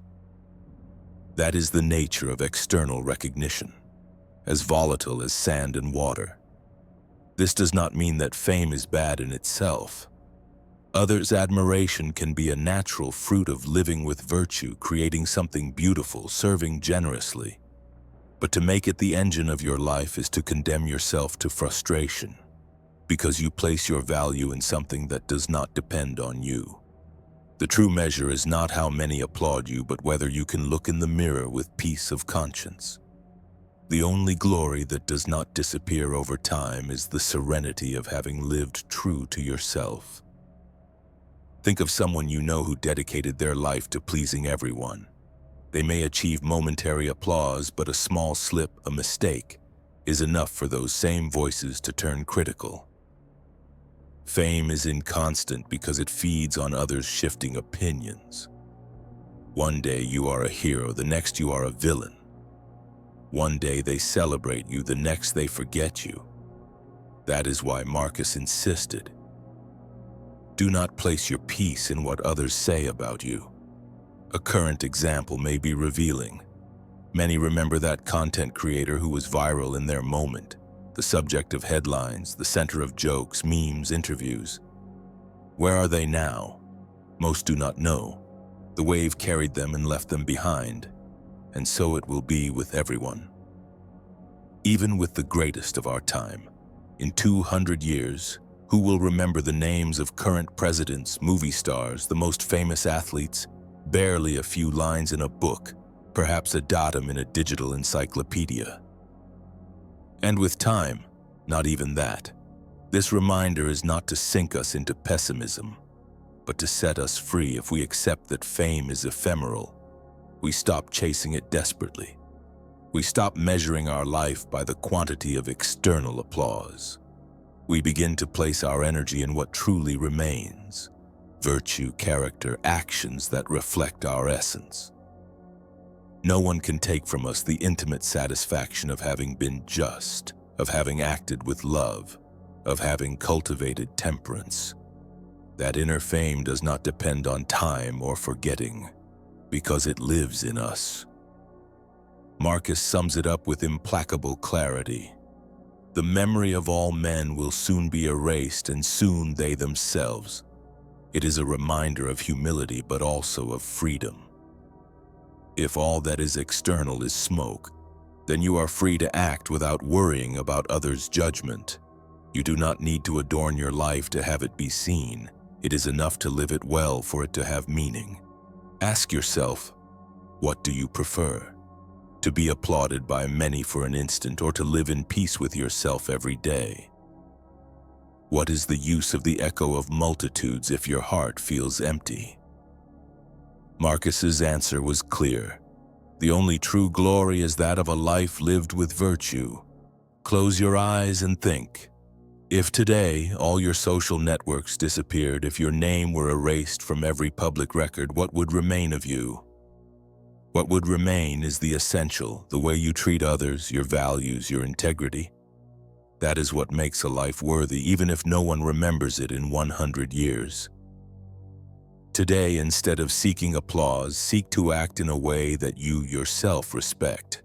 That echo does endure because it does not depend on time or on others, but on you. Book 8, Mastering Desires. Whoever masters their desires is free. With this sentence, Marcus Aurelius invites us to look inward and recognize that true slavery does not come from external chains, but from those we build with our own impulses. Desire, when not governed, becomes a relentless master, but when we watch it and guide it, it becomes a powerful ally. Marcus already intuited in his time, it is not things that drag us, but the importance we give them. The external object has no power by itself. What makes it irresistible is the projection we place upon it. A cup of wine, a fine garment, the people's praise, all that is neutral, but the mind that clings to it turns it indispensable. And there slavery is born. Today that teaching reads as if written directly for us. We live in an era where desires are designed, polished, and multiplied to trap us. Every app on your phone, every ad on your screen, every product in a store is crafted to generate a little burst of dopamine in your brain. And so, almost without noticing, we fall into endless cycles. Refreshing notifications, scrolling on social media waiting for the next novelty, buying the latest deal even if we do not need it, eating not from hunger, but from anxiety. Desire disguises itself as need, and when we believe it, we become slaves. That dependence shows in simple gestures. You are at a family gathering and feel the urge to check your phone. You are at dinner with friends and cannot help thinking about which photo you will post so others can see it. You are at home, tired, and you buy compulsively online, not because anything is lacking, but to feel that brief pleasure of acquisition. And the cruelest part is that this satisfaction is fleeting. As soon as it arrives, it fades, and the same anxiety reappears. Marcus would describe it as a dog chasing every shadow. The animal never reaches anything real, but keeps pursuing again and again, exhausted, unable to stop. So is the undisciplined mind, always after a new object, a new stimulus, a new reward that promises to complete us and never does. The chase becomes infinite and the weariness inevitable. The key question is, how do we free ourselves from that endless wheel? Stoicism does not propose repressing desires radically, as if it were about denying every pleasure or satisfaction. Life offers good things worthy of enjoyment, a tasty meal, an enriching conversation, a well-earned rest. The problem arises when these experiences turn into dependencies, when we believe that without them we cannot live in peace. The Stoic sage does not flee pleasures, but neither does he submit to them. Imagine you have a glass of wine in your hand. You can drink it calmly, enjoy it, be grateful for it. Or you can obsess over the idea that you need it every night to relax, to the point where life seems unbearable without it. The difference lies in power. Do you have control, or does desire? In the modern world, the struggle is even more challenging because we are surrounded by stimuli designed precisely to capture our attention. Each social network competes for seconds of your life. Each company invests millions, so you feel you need its products. Each advertising campaign plays on the most intimate psychology of your mind. Being free today is almost an act of rebellion because it means disobeying that constant chorus that tells you, you are not enough until you buy, until you post, until you obtain others' approval. But Stoicism offers a path. Reclaim command of our mind. Observe desire before acting. Ask yourself, is what I want necessary? Do I depend on it to feel at peace? Does it bring me closer to my virtue or take me away from it? That pause is already an act of freedom. It is not about forbidding yourself everything, but about choosing with awareness. The philosopher Epictetus put it clearly. No one is free who is not master of themselves. Being master of oneself means not letting every impulse dictate your behavior. It means being able to enjoy a coffee but not needing it to be happy. Being able to use social media but not allowing your mood to depend on likes. Being able to work with ambition but not selling your peace in exchange for external achievements.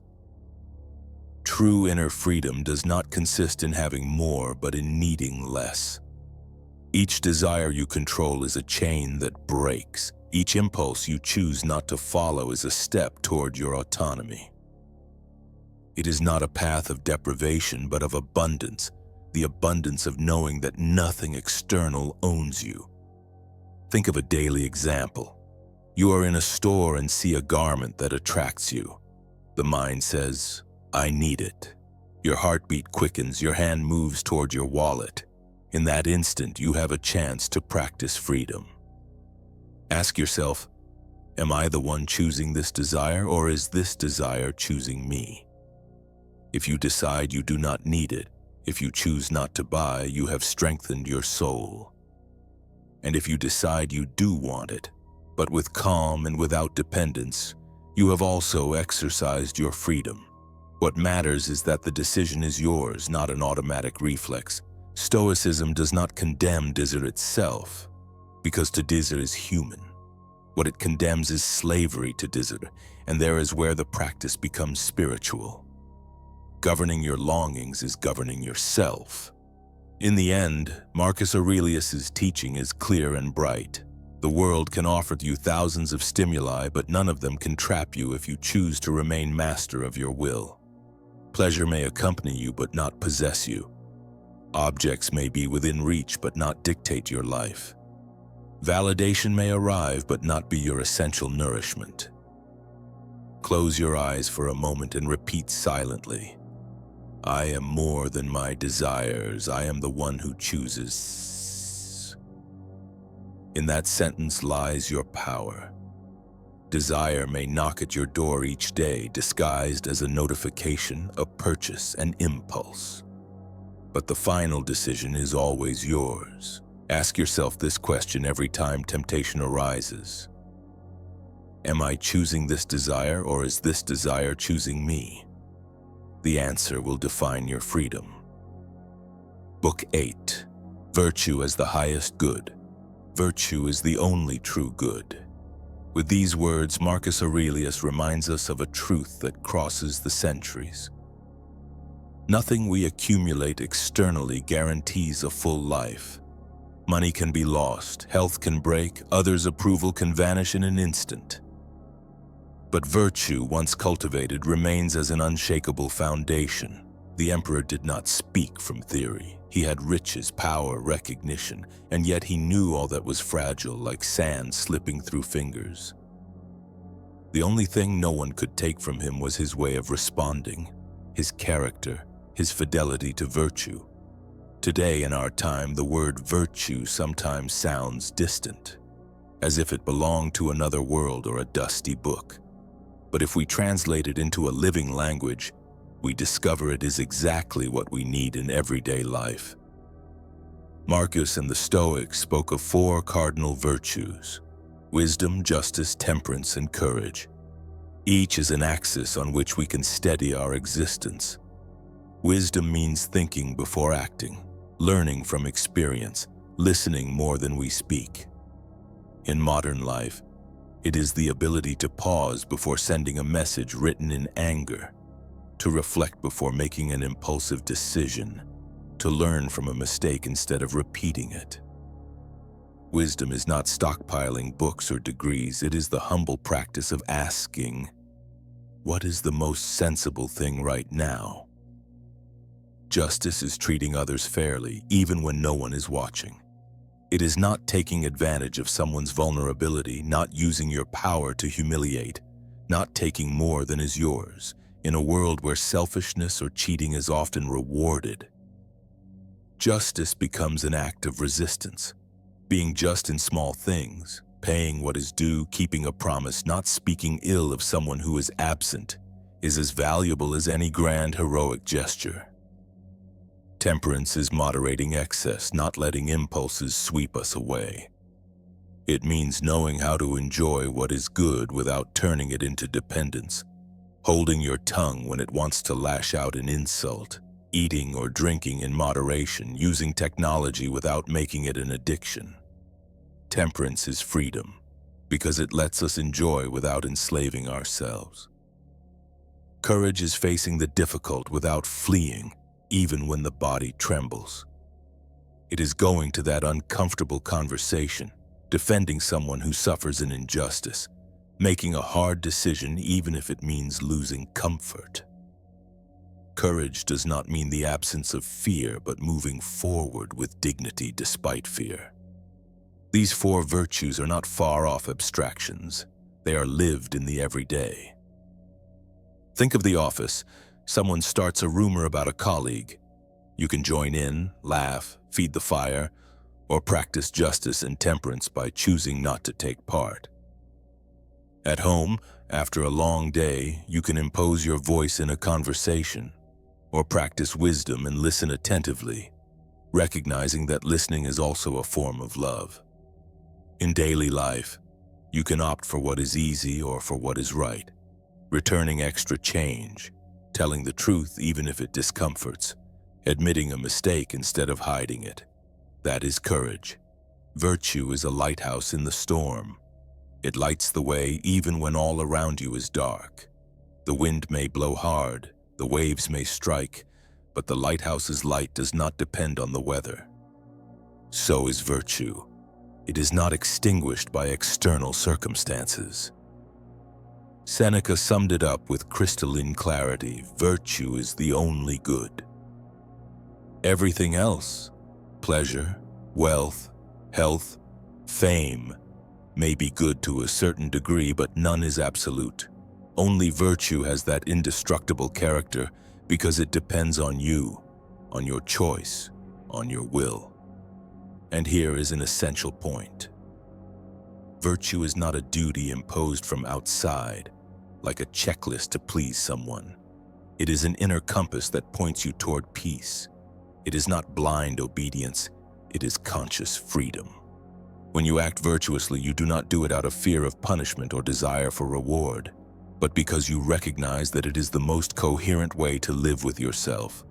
There is a special serenity in knowing you did what is right, even if no one sees it. That peace cannot be bought or bargained for. It is the silent reward of virtue.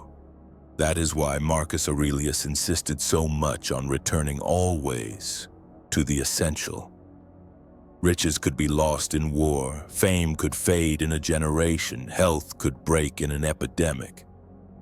But virtue depended on nothing external. It was and remains the treasure no one can take from you. Close your eyes for a moment and ask yourself, which decision today will make me more just, wiser, more temperate, more courageous? That is the right direction. Though it is not always the easiest, it is the only path that leads to true inner freedom. Book 9, Injustice and Forgiveness. Whoever harms you acts out of ignorance. With this sentence, Marcus Aurelius invites us to look differently at offenses, grievances, and injustices we inevitably encounter. To him, no one acts with absolute malice. Rather, people harm because they mistakenly believe that action will bring them some benefit. And if we understand this, we can transform resentment into compassion and rancor into serenity. Imagine for a moment someone insults you. Your first natural reaction is to get angry, to feel wounded, to answer word for word. However, Marcus would say, stop, observe, ask yourself, does this person really understand what they are doing? If they knew what good is, if they had clear vision, do you think they would act this way? The answer almost always is no. Insult, betrayal, deceit stem from ignorance, from fear, or from pain. And if we see them as such, they lose much of their power over us. In the modern world, this teaching is more relevant than ever.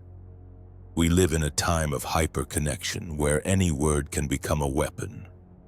Social networks, traffic, tense workplaces, conflicts multiply. If we take every hostile gesture as a personal attack, we end up exhausted, carrying a sack of resentment that poisons more the one who carries it than the one who provokes it. But if we see these attitudes for what they are, expressions of lack, of ignorance, of others' suffering, then we find a different way to respond. Let us use a simple analogy. A small child bumps into you on the street.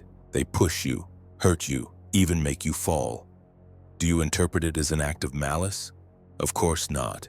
You know it is clumsiness, immaturity, unawareness. They do not yet have sufficient consciousness. Now, many adults emotionally act similarly. They are older, more experienced, but emotionally they still stumble like children. They harm not out of absolute malice, but because they do not know how to act otherwise. Bring this to a current example. A boss who yells at employees has probably not learned to manage frustration. It is not necessarily that they enjoy the harm they cause. It is that their most immediate tool is to raise their voice. Or think of a stranger on social media hurling a gratuitous insult at you. They do not know you. They do not know who you really are. What they project is their own insecurity, their own discomfort. If you take it as a personal attack, you suffer. If you understand it as a reflection of their ignorance or pain, you keep your calm. This does not mean justifying what is unjust or normalizing violence. Marcus Aurelius did not ask us to become passive martyrs. Stoicism does not promote tolerating abuse or staying silent in the face of wrong. Rather, it gives us a perspective for not contaminating our soul with hatred. We can set limits, report, correct, step away, but do it from serenity, not from the rage that devours us inside. To forgive, in this sense, is not to deny the wound. It is not to pretend nothing happened. It is to free ourselves from the invisible chain that ties the offender to our mind. Rancor is like drinking poison, expecting the other to suffer. It ties us down, wears us out, robs us of energy. Forgiveness, by contrast, is letting go. Sometimes it involves reconciliation, other times not. But it always means no longer carrying an unnecessary weight. Marcus puts it plainly in his notes. When someone offends you, think, what do they know of good and evil? If they knew, they would not do it. This sentence invites us to see the other not as an enemy, but as ignorant, and seeing them thus awakens compassion in us. Because in the end, do we not all sometimes act out of ignorance? Have we not caused harm without realizing it, blinded by our own pain? Remembering this makes us humble and brings us closer to forgiveness. Emotionally, forgiving is an act of freedom. It is to regain control of your own soul. As long as we carry hatred, we are prisoners of the other because we keep reacting to their shadow. When we forgive, we regain autonomy. Our mood is no longer dictated by their action, but by our conscious choice to release it. Imagine a glass of water at rest. If someone throws a stone, the water ripples, but after a time, the stone settles and the water regains its serenity. So our mind should be. Grievances are stones that fall, yes, but it is up to us to let them settle, to let the surface reflect clearly again. Holding on to hatred is like constantly stirring the water. It never calms. The practice of forgiveness, moreover, is not just an individual benefit. It creates a virtuous circle. If someone insults you and you answer with insult, the fire is fed. If someone attacks you and you respond with calm, the cycle may break. Not always, of course, but at least you are not feeding the chain. Marcus Aurelius, emperor in times of wars and betrayals, could have been a man hardened by suspicion and vengeance.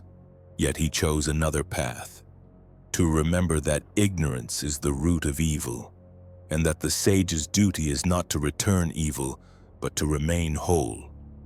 Thus, forgiveness is not weakness, it is strength. It is not renouncing justice, it is renouncing inner poison. And in a world that pushes us to react with anger, with wounded pride, with revenge, practicing forgiveness is a true revolution. Next time someone hurts you, remember, their action does not define your value, it only reveals their ignorance. And in that instant, you have the power to choose. Respond with the same darkness or keep your light on. There lies the greatness of Stoic forgiveness. Book 10. Serenity in the midst of chaos. Calm is not the absence of problems, but strength in the midst of them. With this idea, we can summarize one of Marcus Aurelius's most powerful lessons in Book 10 of the Meditations. Serenity is not a prize that arrives when everything is under control. Rather, it is a decision taken even when the world around seems to be coming apart. Peace does not depend on external events changing, but on how one chooses to interpret and face them. Marcus, who ruled amid wars, plagues, and conspiracies, knew waiting for a tranquil environment was illusory. Chaos was daily bread, but he also knew there was an unbreakable space within him: his mind. And in that space, he could choose between being agitated along with the tumult or remaining like a rock amid the waves. In our modern world, the lesson is the same. Deadlines shrink, economic crises hit, relationships go through storms. We want everything to settle, the tide to recede, the noise to cease. But external control is limited. What is always in our hands is the way we respond. Think of a professional under pressure. They have a project with a deadline, a boss insisting, a nervous team. They could let themselves be carried by the collective anxiety, adding to the chaos with their own inner disorder. Or instead, they can pause, breathe, and remember they can only work step by step with clarity.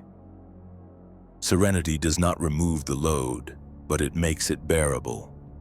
Or imagine someone in the midst of a personal crisis, a separation, an illness, a loss. Chaos hits hard, and the temptation is to resist, to fight the inevitable, to multiply suffering with complaint. But there is another way: to focus on one day at a time, to find in the clarity of the present a refuge that allows progress without collapse. Marcus expresses it in one of his best-known phrases: if you are pained by anything external, it is not this that disturbs you, but your judgment about it. Here lies the core of serenity. What happens has no power by itself. The power is what we grant it with our judgment. The image that best represents it is that of a lighthouse in the storm. The waves strike, the wind roars, the sea goes wild. The lighthouse does not stop the swell, does not calm the tempest. Its task is another: to stand, to keep shining, to serve as guide. So is the serene mind. It does not deny the chaos. It passes through it, illuminating.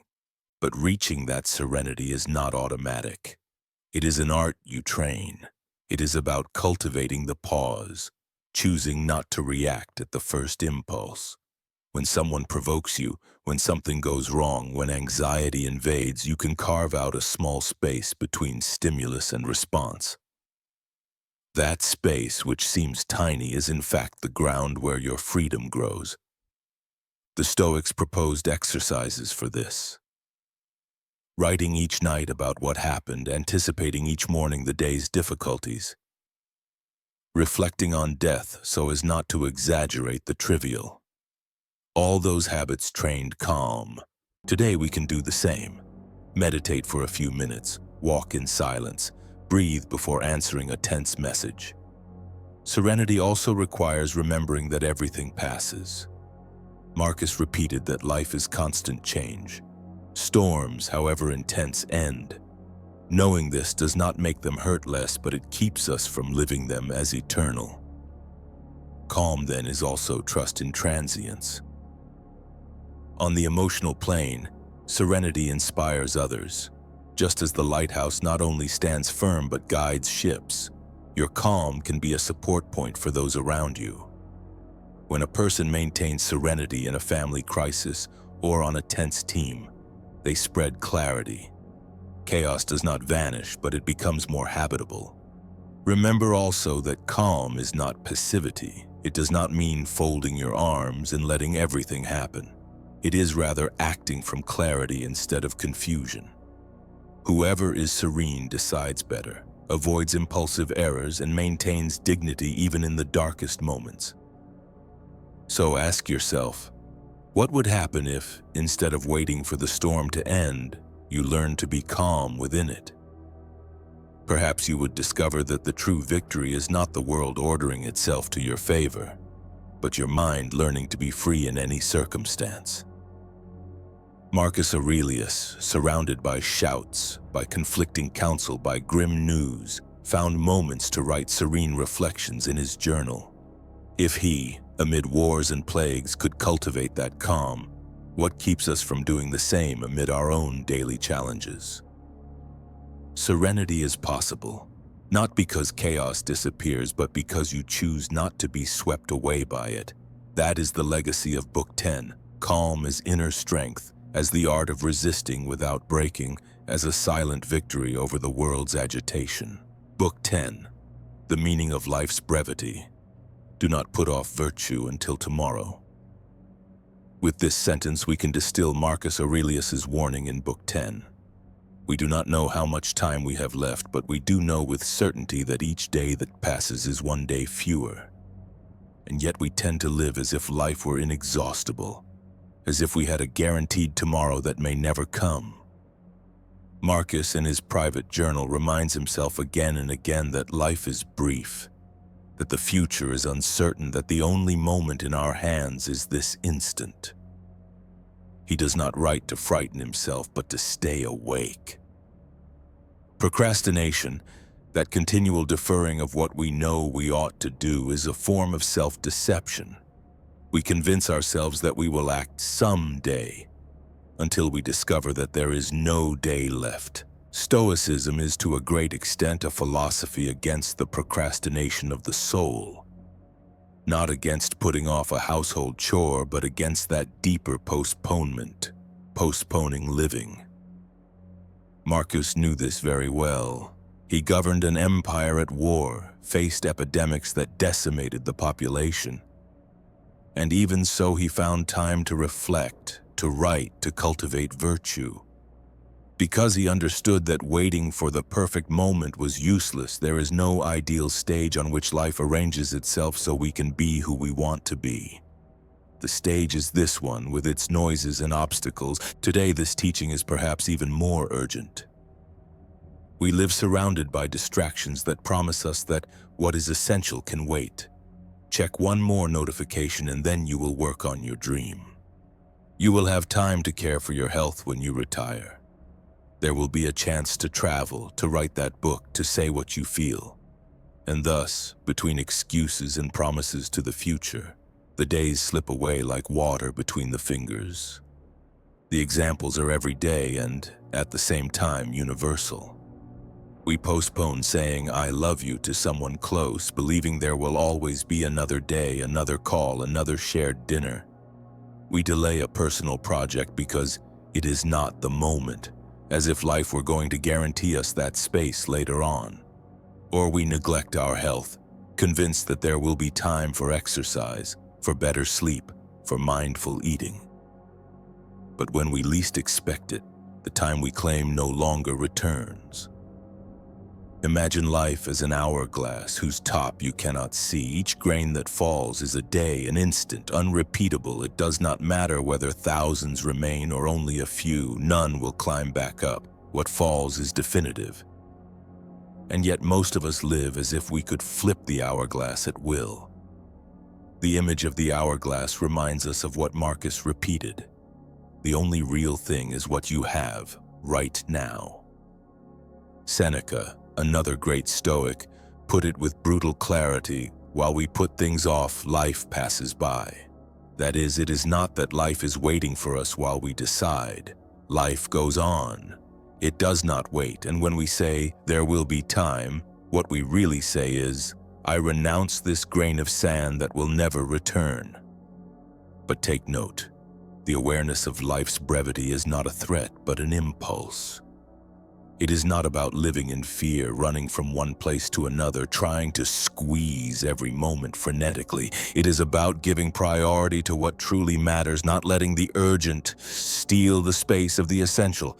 How many times do we say, "I cannot call that person because I have too much work," or "I cannot devote myself to that dream because I have too many responsibilities"? The urgent imposes itself like a tyrant, but the urgent is rarely what is truly important. Marcus invites us to reverse our gaze, to place the essential first because we do not know how much time we have to do it. Emotionally, living with this awareness transforms how we face each day. Each action becomes meaningful: the conversation with a loved one, work done well, even moments of rest. Nothing is taken for granted, because we know each instant is unique. This Stoic view does not shrink life. It expands it. It turns the everyday into something valuable because we understand it is finite. Imagine for a moment that you received the news that you had exactly 1 year of life left. What would you do tomorrow? Would you keep postponing the pending call, the needed apology, the project in the drawer? Or would you take a step toward what you know matters? That is the question Marcus throws to us across the centuries. He himself, in the midst of absolute power, wrote as if each day could be the last, and perhaps that is why his work resonates so much. Because it does not speak from comfort, but from the urgency of one who understood that life, even an emperor's, is brief and fragile. The close of this reflection leads us to an intimate commitment.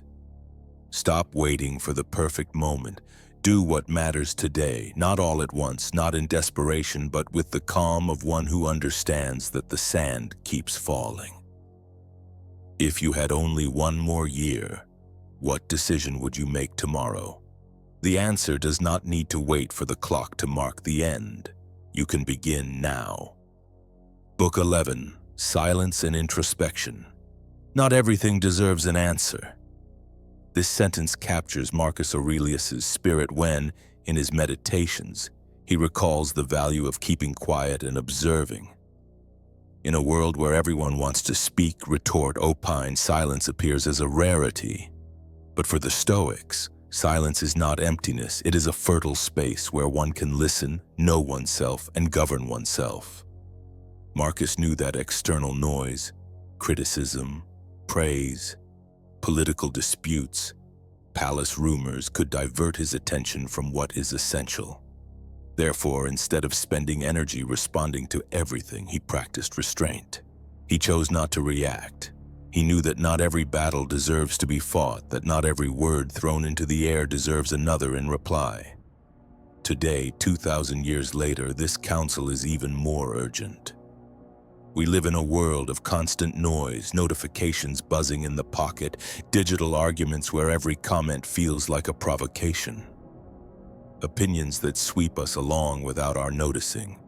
Silence has become a luxury, but also a vital necessity for our mental clarity.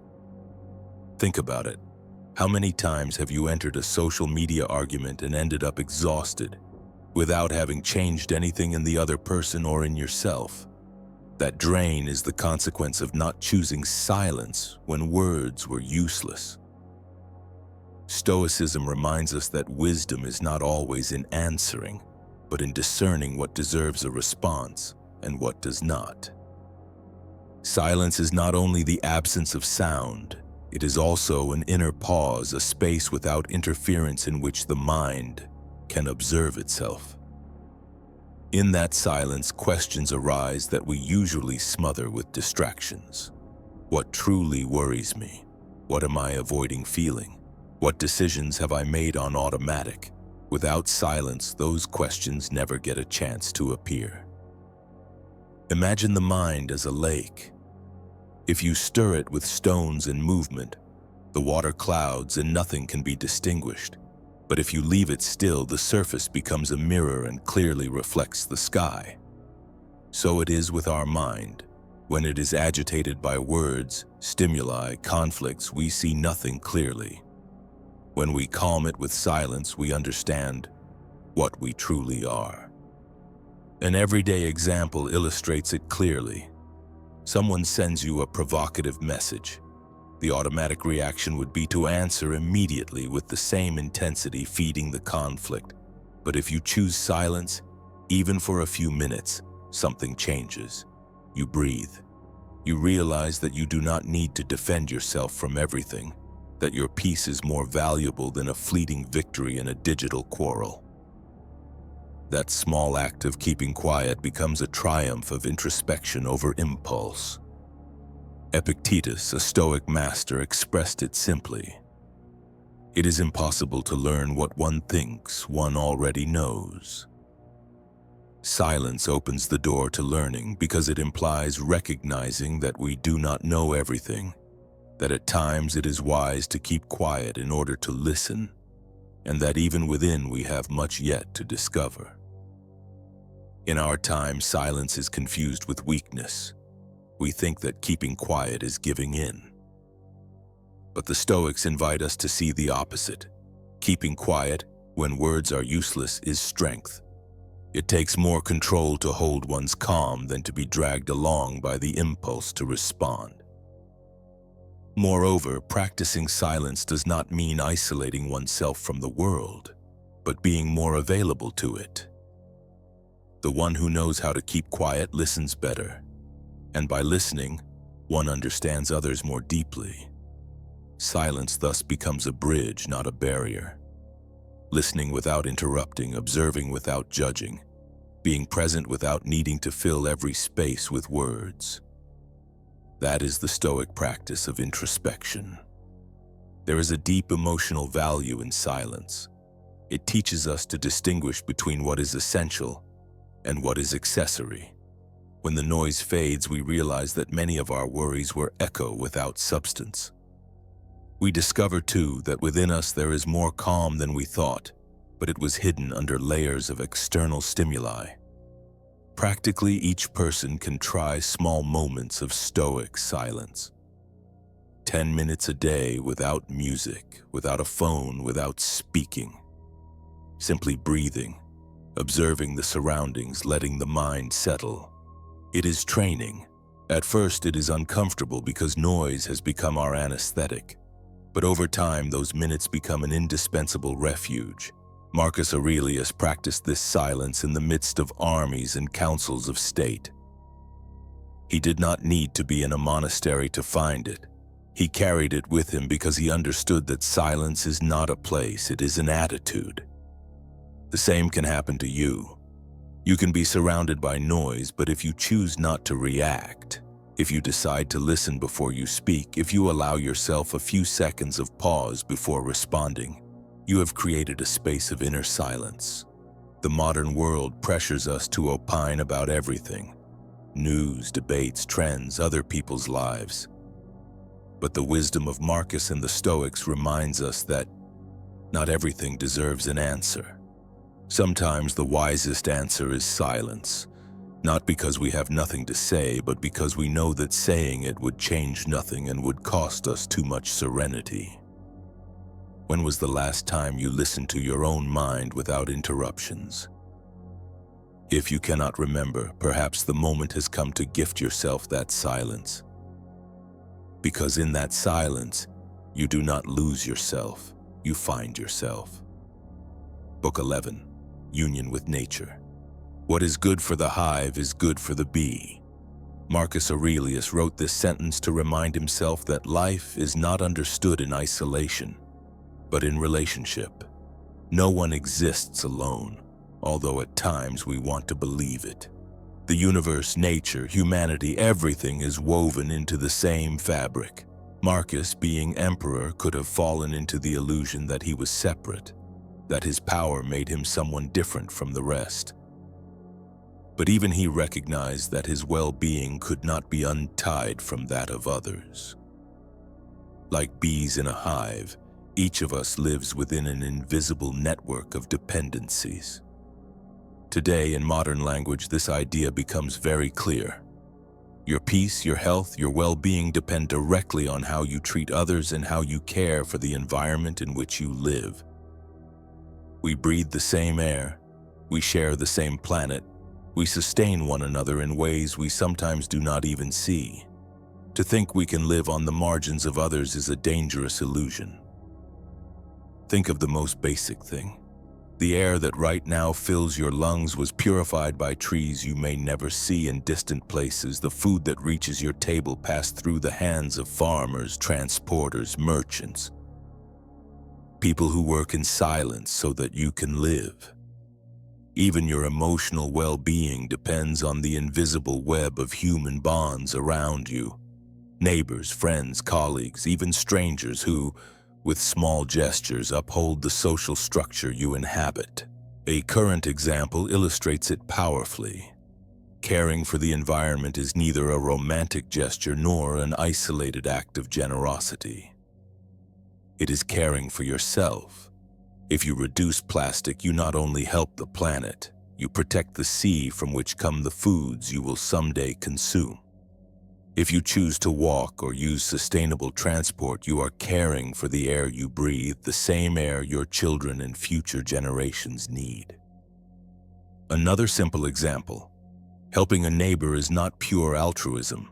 It is strengthening the support network in which you also live. Today you help someone with a bag of groceries. Tomorrow someone will help you when you need it.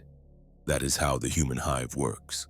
Each gesture multiplies the strength of the whole. The Stoics expressed it with the image of the universal community. They said we are all citizens of the polis of the cosmos, not only of one city or one nation. This vision, so ancient, connects with what we today call global consciousness. The pandemic showed us clearly what happens at one point on the planet reverberates throughout the world. The climate crisis is another proof.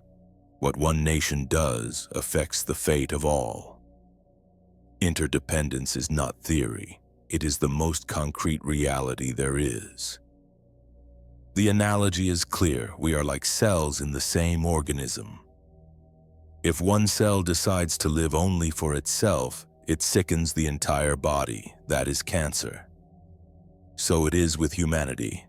When we forget we are part of a whole, when we act only from individual interest, we damage the network that sustains us. This teaching is not only philosophical, it is emotional. Because understanding that the common good is also our good transforms us. It ceases to be an abstract duty and becomes a natural need. Empathy is not optional. It is a form of health. When you practice it, you strengthen your life and that of others. Marcus Aurelius sums it up with another powerful sentence. We were born to cooperate like the feet, the hands, the eyelids, the rows of teeth. That is to say, we did not come into the world to compete in everything, but to complement one another. Perhaps this sounds idealistic in a time when competition seems to rule, but look closely. The most resilient communities are those where there is cooperation. The strongest families are those that support one another in difficulties. The societies that prosper are those that understand that justice, solidarity, and mutual care are not luxuries but foundations. In daily life, this philosophy can be practiced with small gestures, recycling, truly listening to someone who needs to talk, thanking the cashier at the supermarket, yielding the right of way, donating what you do not use. They seem minimal acts, but multiplied, they sustain the hive. And when the hive is strong, you, the bee, are strong as well. The mistake lies in believing that what benefits the collective takes something away from you. In reality, the opposite occurs. What you give returns as a community that is safer, more just, more livable. The common good is ultimately your own good. For this reason, the emotional growth from this teaching is liberating. Living connected to nature and to others is living in harmony with yourself. When your action seeks only personal benefit, you isolate yourself, and isolation generates anxiety, fear, emptiness.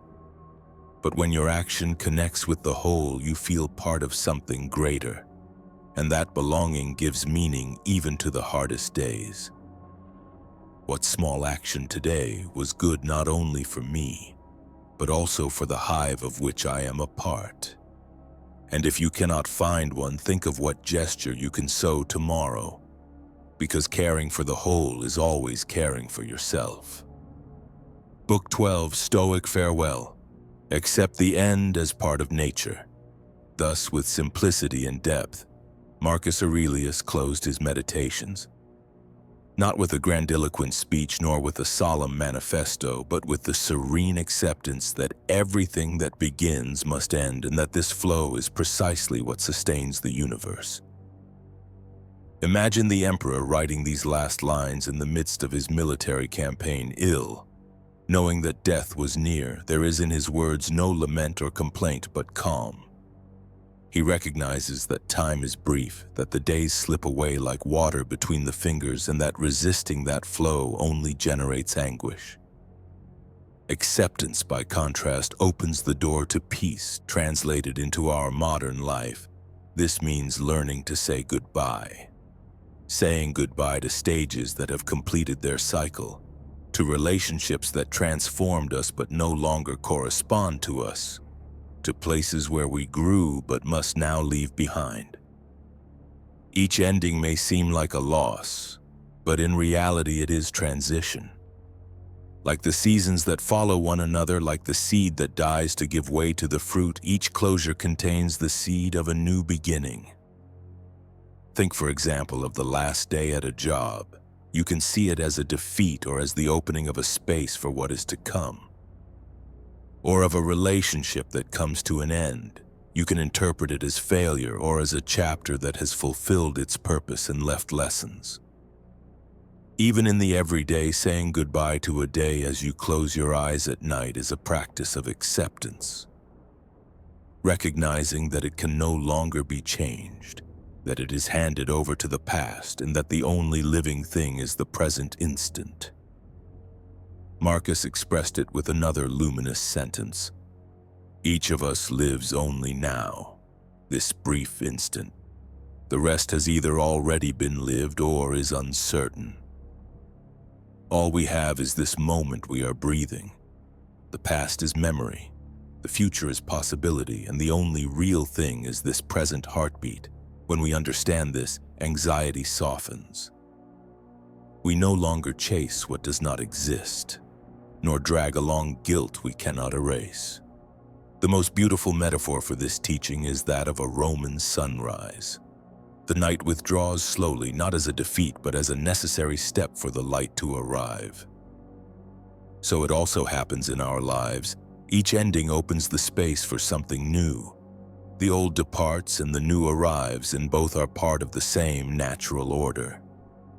Death is nothing more than a transition in that cycle, like the night that prepares the day. Stoicism does not ask for coldness, it asks for lucidity. Saying goodbye does not mean not feeling.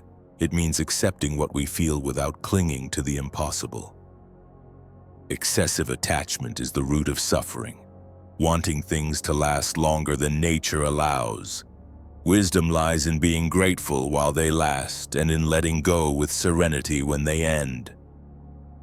At this point on the path, After traveling through the 12 books of meditations, the lesson that remains is clear. The only thing truly ours is the virtue with which we live each instant. We cannot control the length of life, nor the judgment of others, nor the turns of fate. But we can choose the attitude with which we inhabit each day. And that choice, repeated again and again, gives meaning to existence. Marcus invites us not to fear the end, but to integrate it into life. To understand that the universe goes on with or without us, and that this is beautiful. We are part of an eternal current. Our small life, brief like a spark, has value precisely because it flares within that infinity. Before closing this journey, I invite you to a brief visualization.